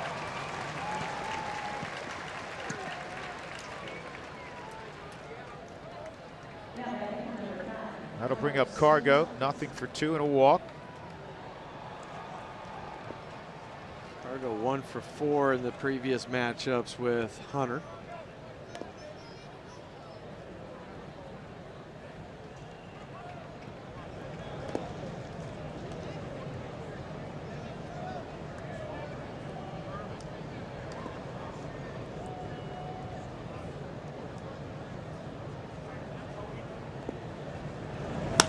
Cargo drives this ball to deep left center field and over the head of Jared Parker. So the tying run into second. A 1-out double by Gonzalez. Patented Cargo double the opposite way. 30 a double this season. And Jared Parker thought he might have a play at it. Subaru Supermo. Boy, the extension, the follow through, everything on time for Cargo. And Jared Parker goes back, and remember he crashed into the wall earlier this year against the Rockies. And not saying he could have had to play at that, but once he leapt for that ball, he says, "No, I'm not going to do that again." And here's the major league leader in RBIs, Nolan Arenado, with a .125. 2 for 11 against Strickland. Tonight 0 for 3, all 3 of those at bats against Cueto. Takes a strike. He's taken the whole way. Rockies tonight 1 for 5 with runners in scoring position.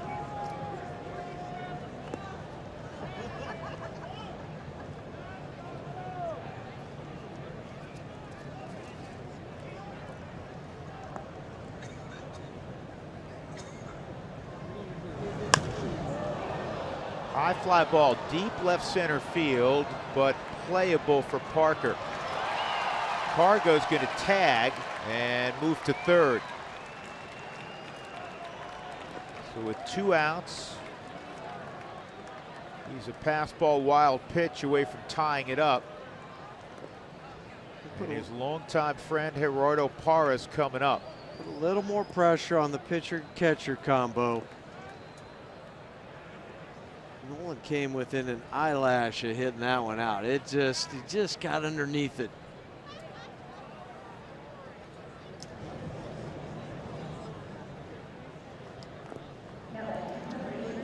Gerardo on the season hitting .353 with runners in scoring position. Still looking for his first hit against Strickland. In tonight's game, he's 1 for 3.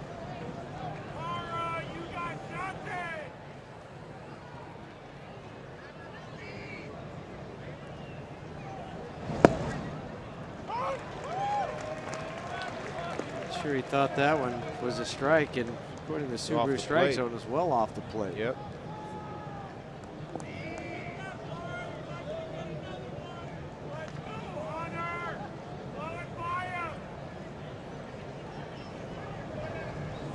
Oh, 1 on Gerardo. It just makes you a defensive hitter. I think they went right back to that same spot. A different pitch. This one was a slider. The same area as that first fastball that was called a strike. Look at that. Just within probably a quarter of a baseball of each other.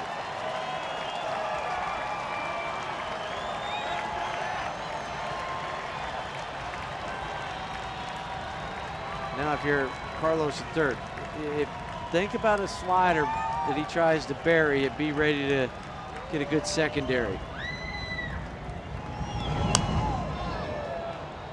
He reached back for 98. Parra fouled it off. 0-2 it remains.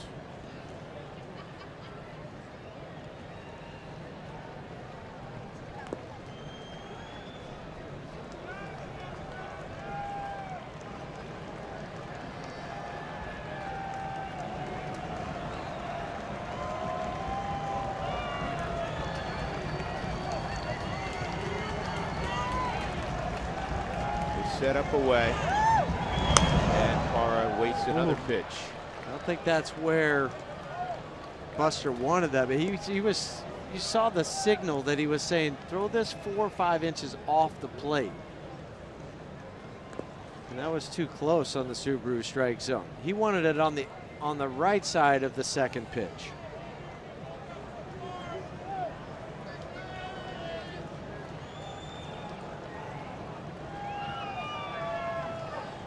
They want to stay away from a pull home run is what they're doing right now.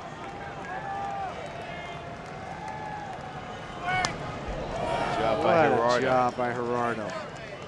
That is not an easy pitch to do that to. He was thinking, I'm fouling this one off. I'm not going to leave it up to home plate umpire Chris Cuccione. Right where Buster wanted it. Gerardo. We've seen him do that more this year than at any point in the past. Not only when he's been in a Rockies uniform, but when the Rockies have played him. He's able to waste a lot of good pitches. Sometimes block one into the outfield for a base hit. Stayed off that. I mean, block it just almost like a tennis player at Just the net kind of a with half volley. one. Yeah. Just a half one. I'm going to just let the pitcher supply the power. Yeah. My swing's not going to supply it.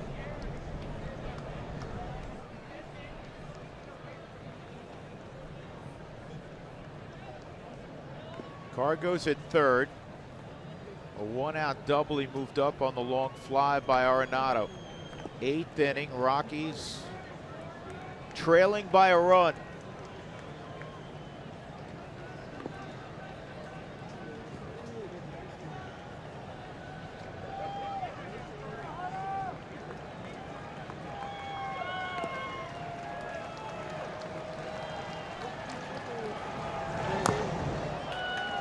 What a battle here.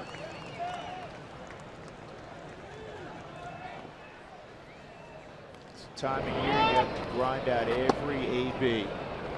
These are like focus right now, is what you have. Ottavino and Neshek. Pitch number 8. Tried to go everywhere. They tried to go outside. They tried to go up. Tried a slider.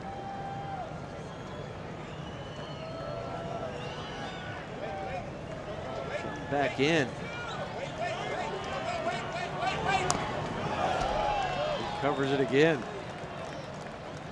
And these are tough pitches too, because there's nothing on that Subaru strike zone that even resembles something that's, you know, hittable middle, or even if it's away from him, that's elevated some. This is where you hope that Hunter Strickland makes that mistake.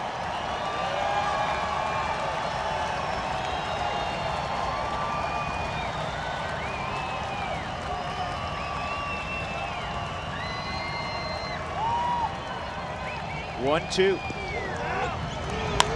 Pulled down the line, fair ball, tie ball game. And Gerardo will go to second, the go-ahead run there. What an at-bat for Gerardo Parra. 3-3 ball game. I don't think this was a mistake. This was just a great piece of hitting by Gerardo. 24 double this season. And I love the energy. As soon as he hits this ball, he raises his fist to the dugout. Not a bad pitch, but he's running down the line, raising his fist the whole way. That's up and in. He's able to fight it off and pull it down the right field line. He's had a number of great at-bats this year, but given the situation and the time of year, none bigger than that delivery, that run-scoring double. And now Story, who's swinging it well, can give the Rockies the lead. With Gerardo right out of the gate, he's looking at the dugout, boys. Well, ordinarily, that kind of reaction is reserved for a game winner. But to your point, Drew, this is every game, every swing, every pitch matters right now. Check the calendar, man. These guys not going away softly. Boy, Story had 2 healthy rips. And now this is where you get it in play. Just get this ball in play, Trevor. Because if you're Stu Cole, you're waving him. You're going to base hit, say, let's go. You try to throw him out. You get a bigger secondary because the middle infielders for the Giants are playing off. They're not going to play close to the bag. Try to hold them on.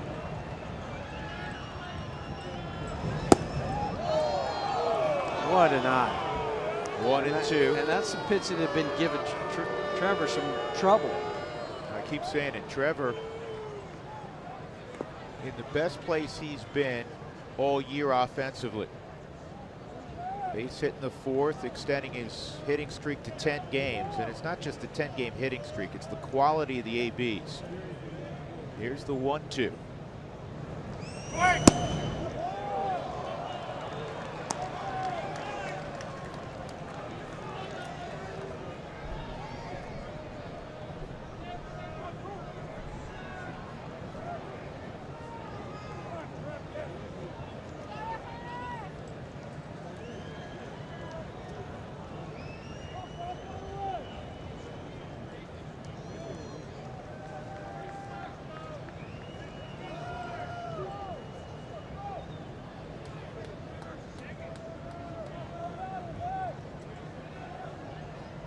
Two balls, two strikes.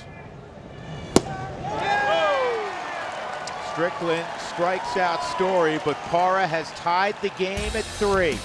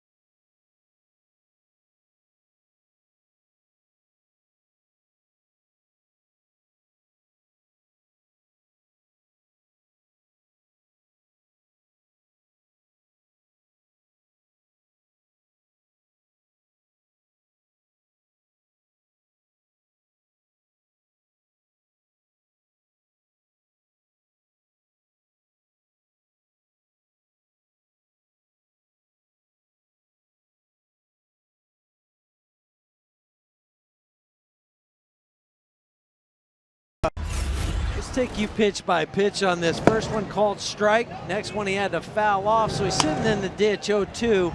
Third pitch, foul ball. Fourth pitch, you guessed it, foul ball. Fifth pitch, foul ball.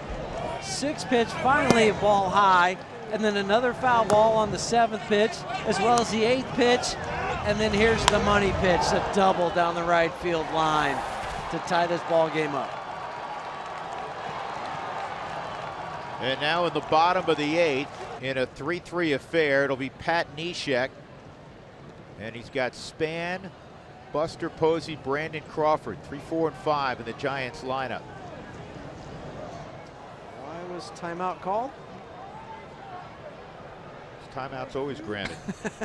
Seems like it. Just wondering why, if the guy's in the batter's box, as soon as he puts his hand down, should be able to pitch the baseball.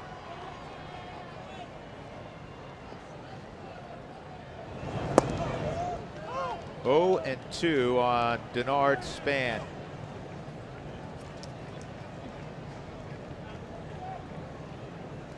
One for 3 tonight for Span, the former Twin and National.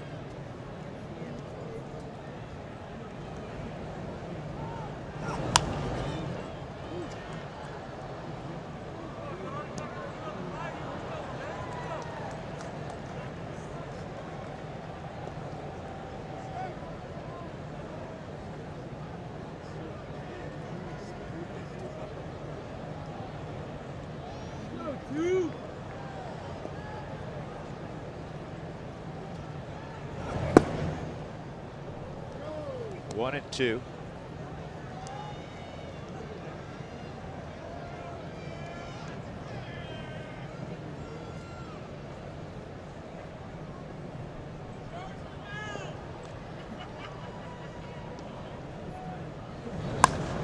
Oh my. He hooked that slider. The only way he did that so he doesn't hit himself is do exactly what he did, where you open up so fast. Think about getting the barrel there, and he took that one 25 rows deep right above the dugout.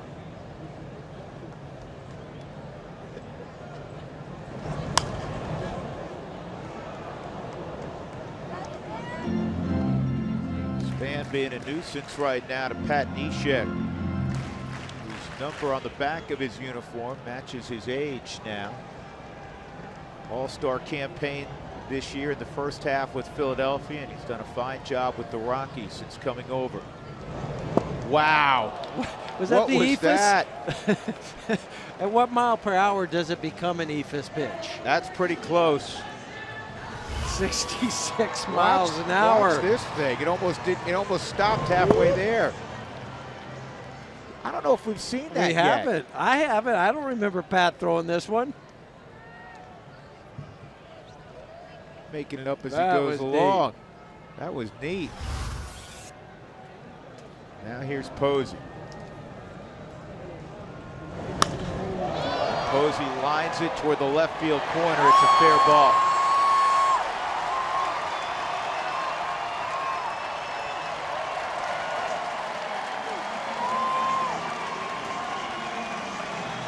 He's the guy, I don't care what the stats say recently. He's not swinging the bat well. It doesn't matter. 3 for 19 coming into this game in the home stand. And then he goes out and rips a double. 30 times this year he's hit a double. Lifts a sinker, and now Brandon Crawford at the plate. This is Neshek's inning. There's nobody up in the Rockies' pen. Crawford tonight 2 for 3.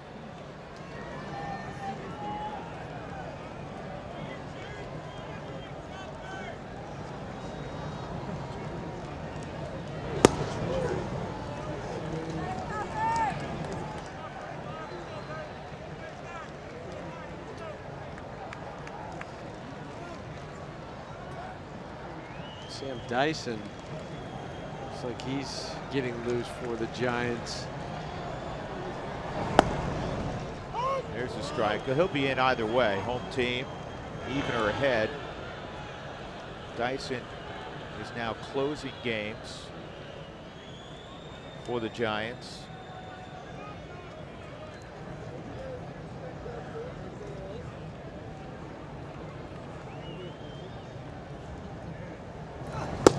Crawford takes second strike. It's 1-2.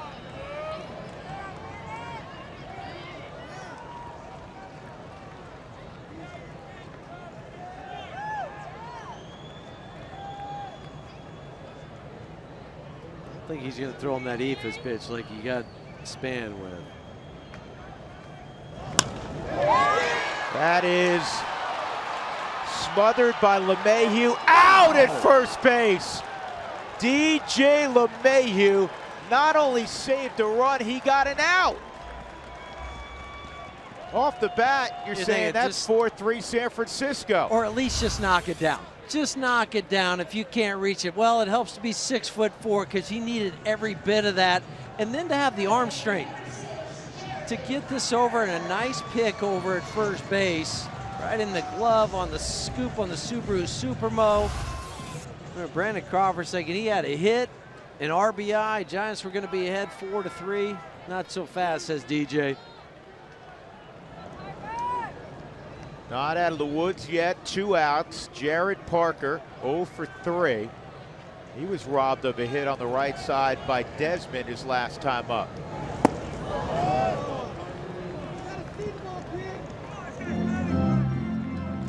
What a play by LeMahieu. Still marveled at that. That's just you and I have right behind home plate. I know when that ball went off the bat, I'm thinking just like you. Oh, there it is into center field. DJ ranges to his right.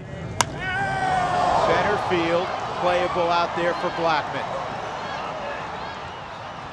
Neshek works out of it, a 1-out double by Posey. We go to the 9th, tied at 3. DJ LeMahieu saved the day.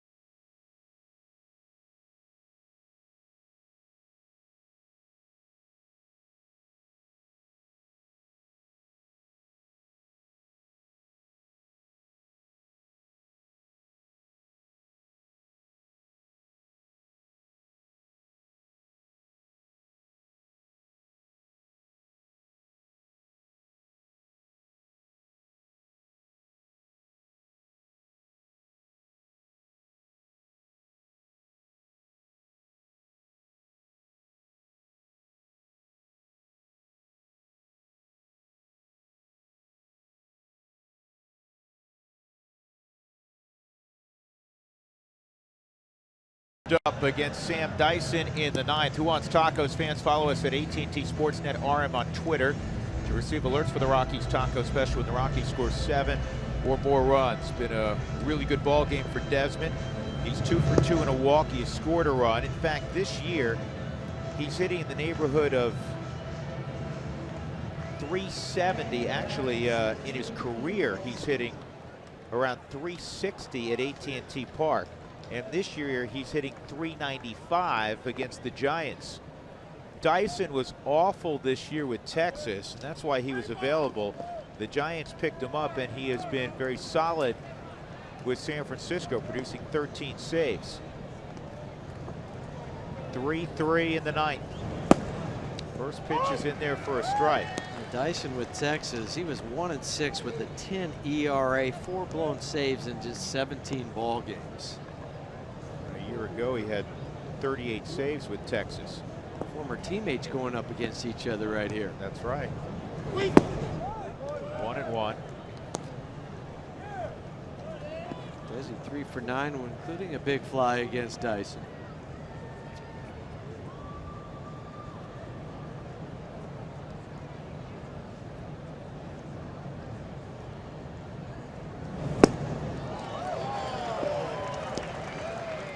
One and two. Bit of a wry smile from Ian. Swung too hard on that 94-mile-an-hour fastball.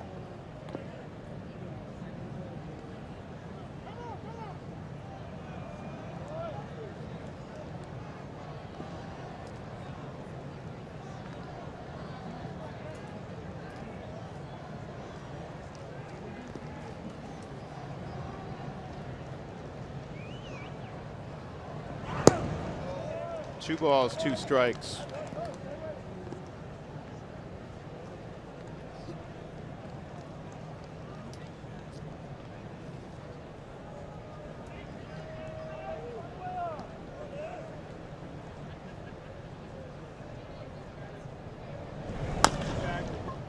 Slowly hit to third. One out.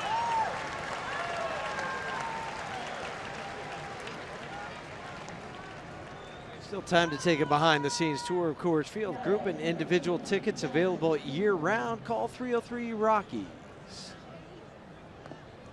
Jonathan Lucroy with one out, nobody on. Again, another former teammate, somebody who's also caught Sam Dyson.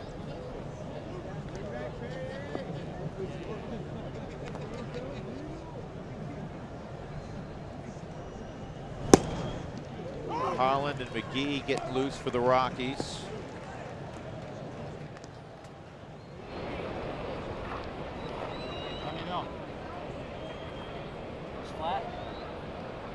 Looks like Chris Russin now.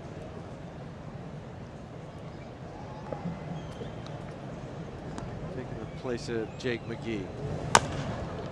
Big chopper to short. 2 out.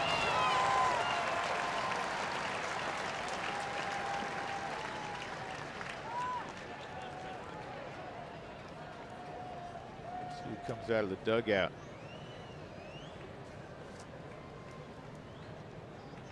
Charlie's on deck. Nobody's emerged to hit in front of Charlie. We're going to go with the one swing of the bat. Yeah, it's going to be Reynolds.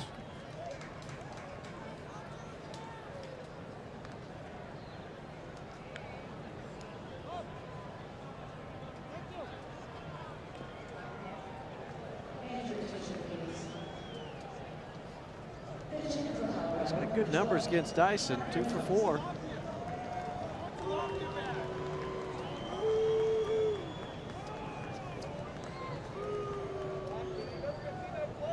Good numbers all year against the Giants, 350 average.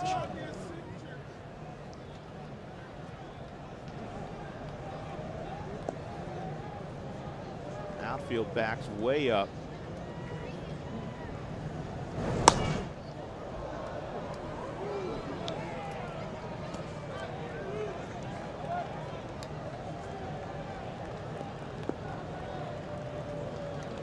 Jones playing, hugging the line at third.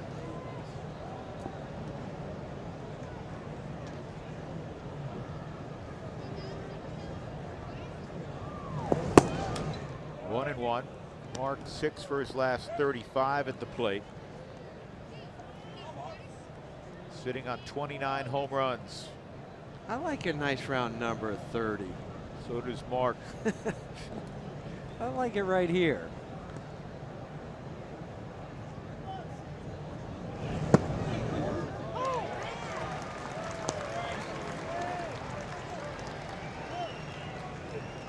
Ball and 2 strikes. Rockies have won 10 of their last 14. Up 2-0, down 3-2. They tied it on a huge hit by Parra last inning.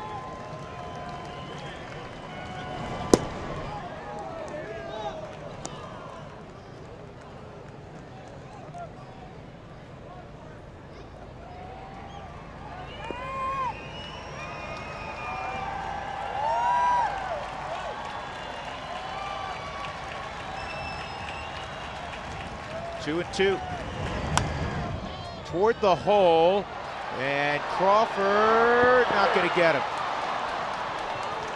That's a great effort by Crawford, but Mark Reynolds, a 2-out base hit, and he'll just walk right off the field. He's fine, but they're going to get a pinch runner. So if Charlie hits one in Triples Alley, Mark better chance to score. Totman's going to be the pinch runner. Yeah, first pinch hit this year for Mark. Now 1 for 7 on the year, getting some high fives and some handshakes in the dugout. And he needed to do this because the play by Brandon Crawford was pretty good. I mean, to rage to his right, get this throw off with enough mustard over there on the line without a hop. And then Mark legs it out. Well, he's a Gold Glove defender, Crawford. He almost pulled off a miracle play. So here's Blackman, who drove in the first 2 with a double in the second. He's 1 for 3 and a walk.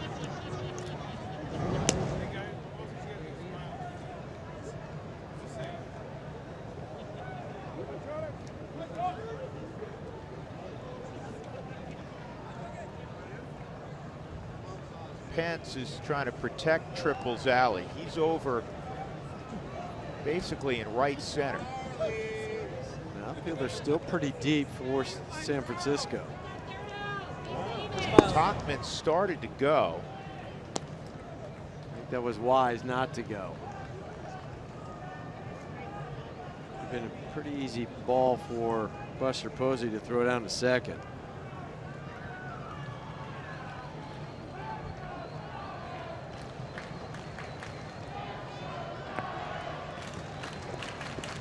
Blackman now backs out on Dyson. Yeah, but with Hunter Pence in that right center field gap, if Charlie can pull one down into the right field corner, that'll allow Tauchman to easily score.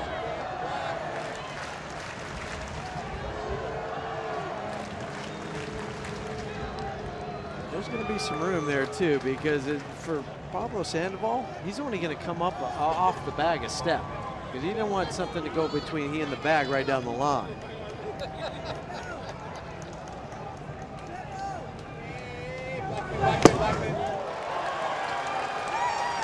One and one. 95 RBIs for Charlie Blackman.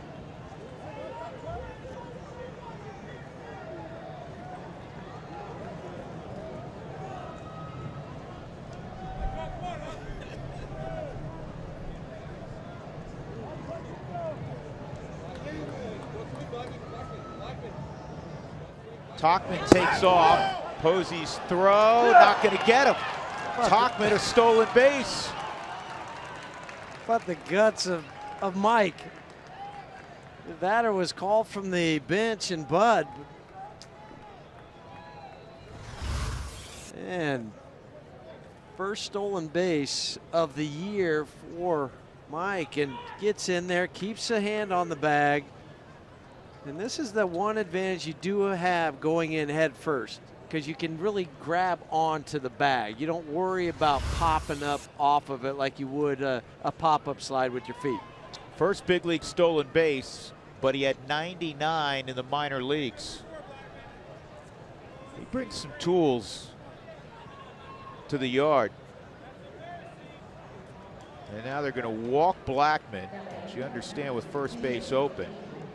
And another opportunity for DJ LeMahieu. He just impacted the game with his glove, and here he is with a chance to put the Rockies ahead. Now the outfield, because they want a shot at Tauchman on a hit, comes in literally about 40, 50 feet from where they were positioned with Blackman at the plate, and they were trying to protect against the extra base hit. Down low, ball one. Well, and for the arms, if you're wondering about that, Jared Parker in left, you can run on him. If he's charging hard, you're still going to go. Same thing with Denard Span. Hunter Pence has the strongest arm out there, but sometimes it's not as accurate as you would expect a major league arm to be, but he's got a big arm.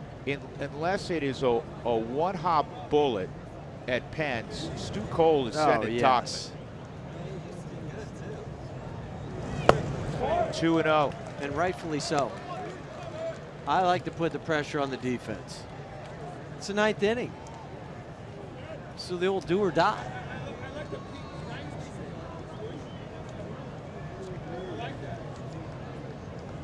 Why'd you get so mad? 2-0 on LeMahieu. I drafted you in fantasy this year. You did nothing for me. I dropped you. Some rookie.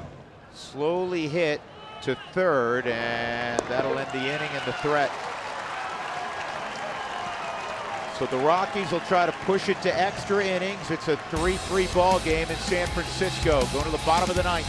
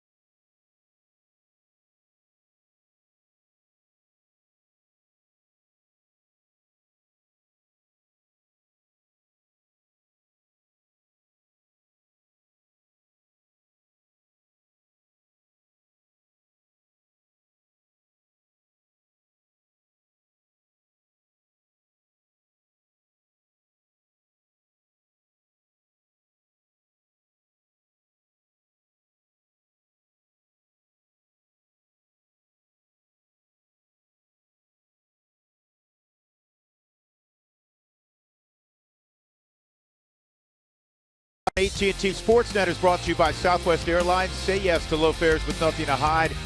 That's transparency. And by UC Health, live extraordinary. From gorgeous AT&T Park, the city by the bay, we go to the bottom of the ninth inning. The Rockies 3 and the Giants 3. And the MVP, probably the bullpen for the Rockies this year, along with Greg Holland, Chris Russin. He's going to throw the bottom of the ninth. Pablo Sandoval flip over to the right side. And then it's Ryder Jones scheduled, though he's been called back for Kelby Tomlinson in the on-deck circle. And you'll get another pinch hitter after that, as it's the pitcher's spot. Pablo 2 for 26 hitting right-handed, 0.77.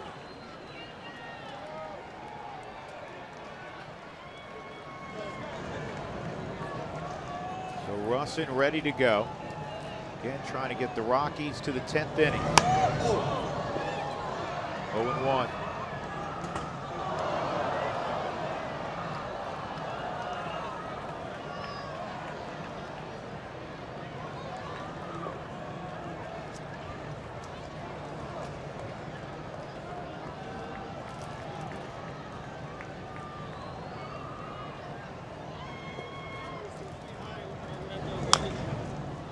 This is a tough play.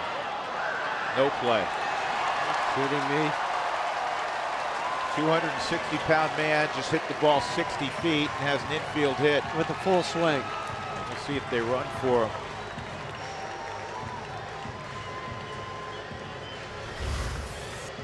It was a great pitch from Chris. Well, they switched things up. They called once that Sandoval reached. They called back Tomlinson.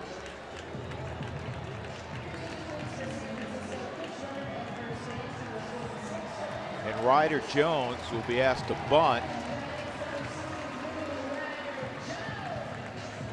Is back up there.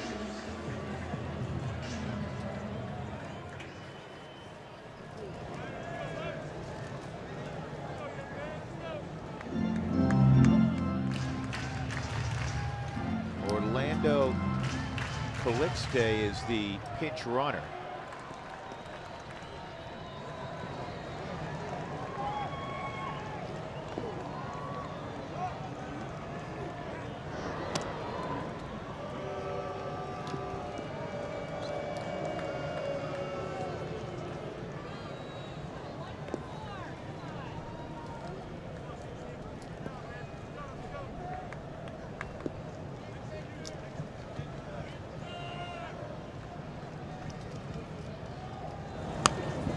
That's a hard bunt, and the throw to first, safe. And he did that on purpose, too, with the hard bunt.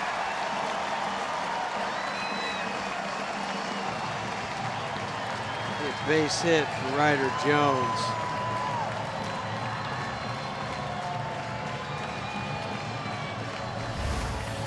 Watch how hard Nolan is crashing. He really punched at that ball, and then it got by Nolan. It's worth taking a look at inside. Did DJ get the toe back on the bag? There's the catch.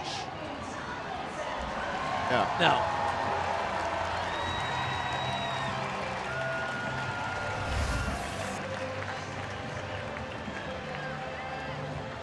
Now you have Tomlinson at the plate. He'll be doing the same thing, you would assume.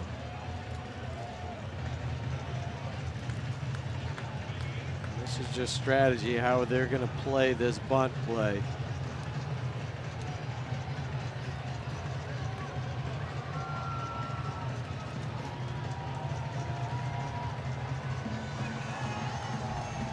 This thing right now has come down to that swinging bunt, yes, basically, by Pablo Sandoval.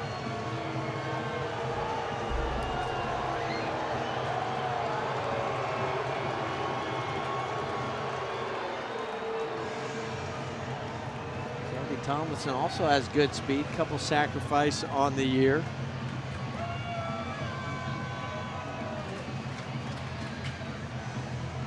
My guess is We have a pretty good idea that Giant roster, seeing the Giants so much. Bruce Bochy, if he could handpick a guy to get a bunt down right now, this would be it. Tomlinson would be high up on that list.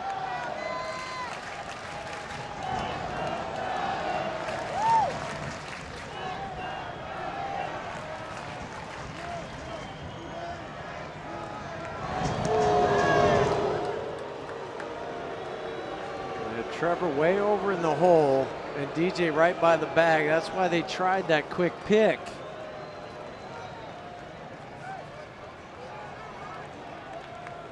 Trevor will move back a little bit, but he's not going to give up that opportunity. If it's hit hard, he'll break towards third. Try to get that lead runner.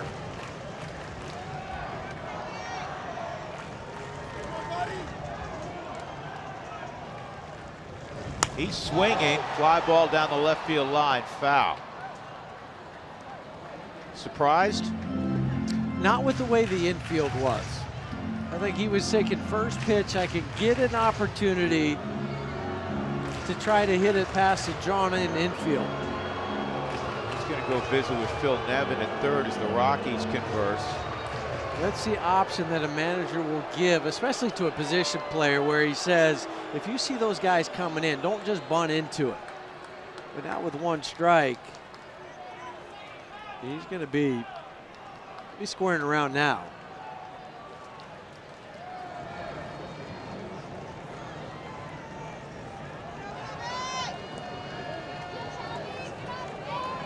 Calixte, the winning run, running for Sandoval. Ground ball through the right side. Cargo to the baseball. Calixte will get a stop sign. And now the bases are loaded. Nobody out.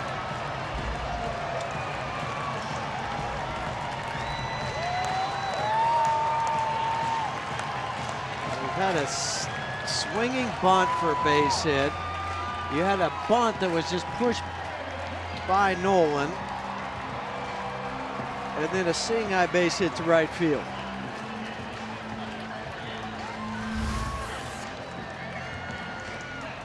Infield in, Carlos. The Rockies are going to bring... I think they're going to bring Charlie out of the game and then play 5 infielders and 2 outfielders.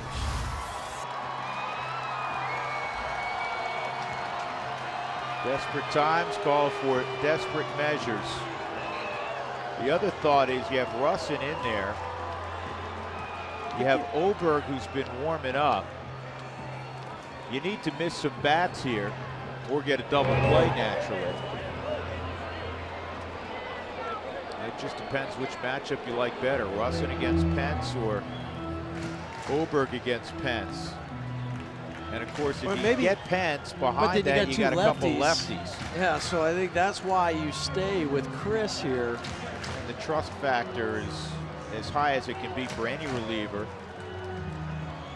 Bud Black has naturally for Chris Russin. With Pence, who had a 2-run home run in the 5th, he's 1 for 4. 5 infielders for the Rockies.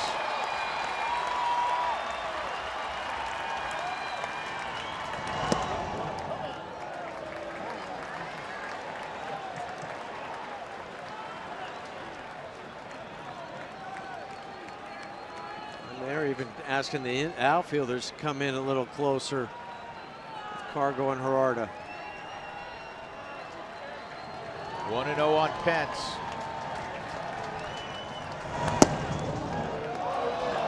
1-1. That's not where Chris wants that I was pitch. going to say, those are fly balls. Yeah. That's not going to induce you a want it at ground the bottom ball. of the Subaru strike zone with some fading action away from Pence. Amarista offset just slightly on the left side of Russin. This is line towards center field, and it'll get the job done. Cargo makes a great catch. Calixte comes home, and the Giants win 4-3. And now the Rockies lead for the final wild card spot is down to a game over the Brewers. The Rockies had a 2-0 lead early. And the Giants, who have zip to play for other than trying to upset the apple cart of the Rockies right now, celebrating on the field a 4-3 ninth inning walk-off win.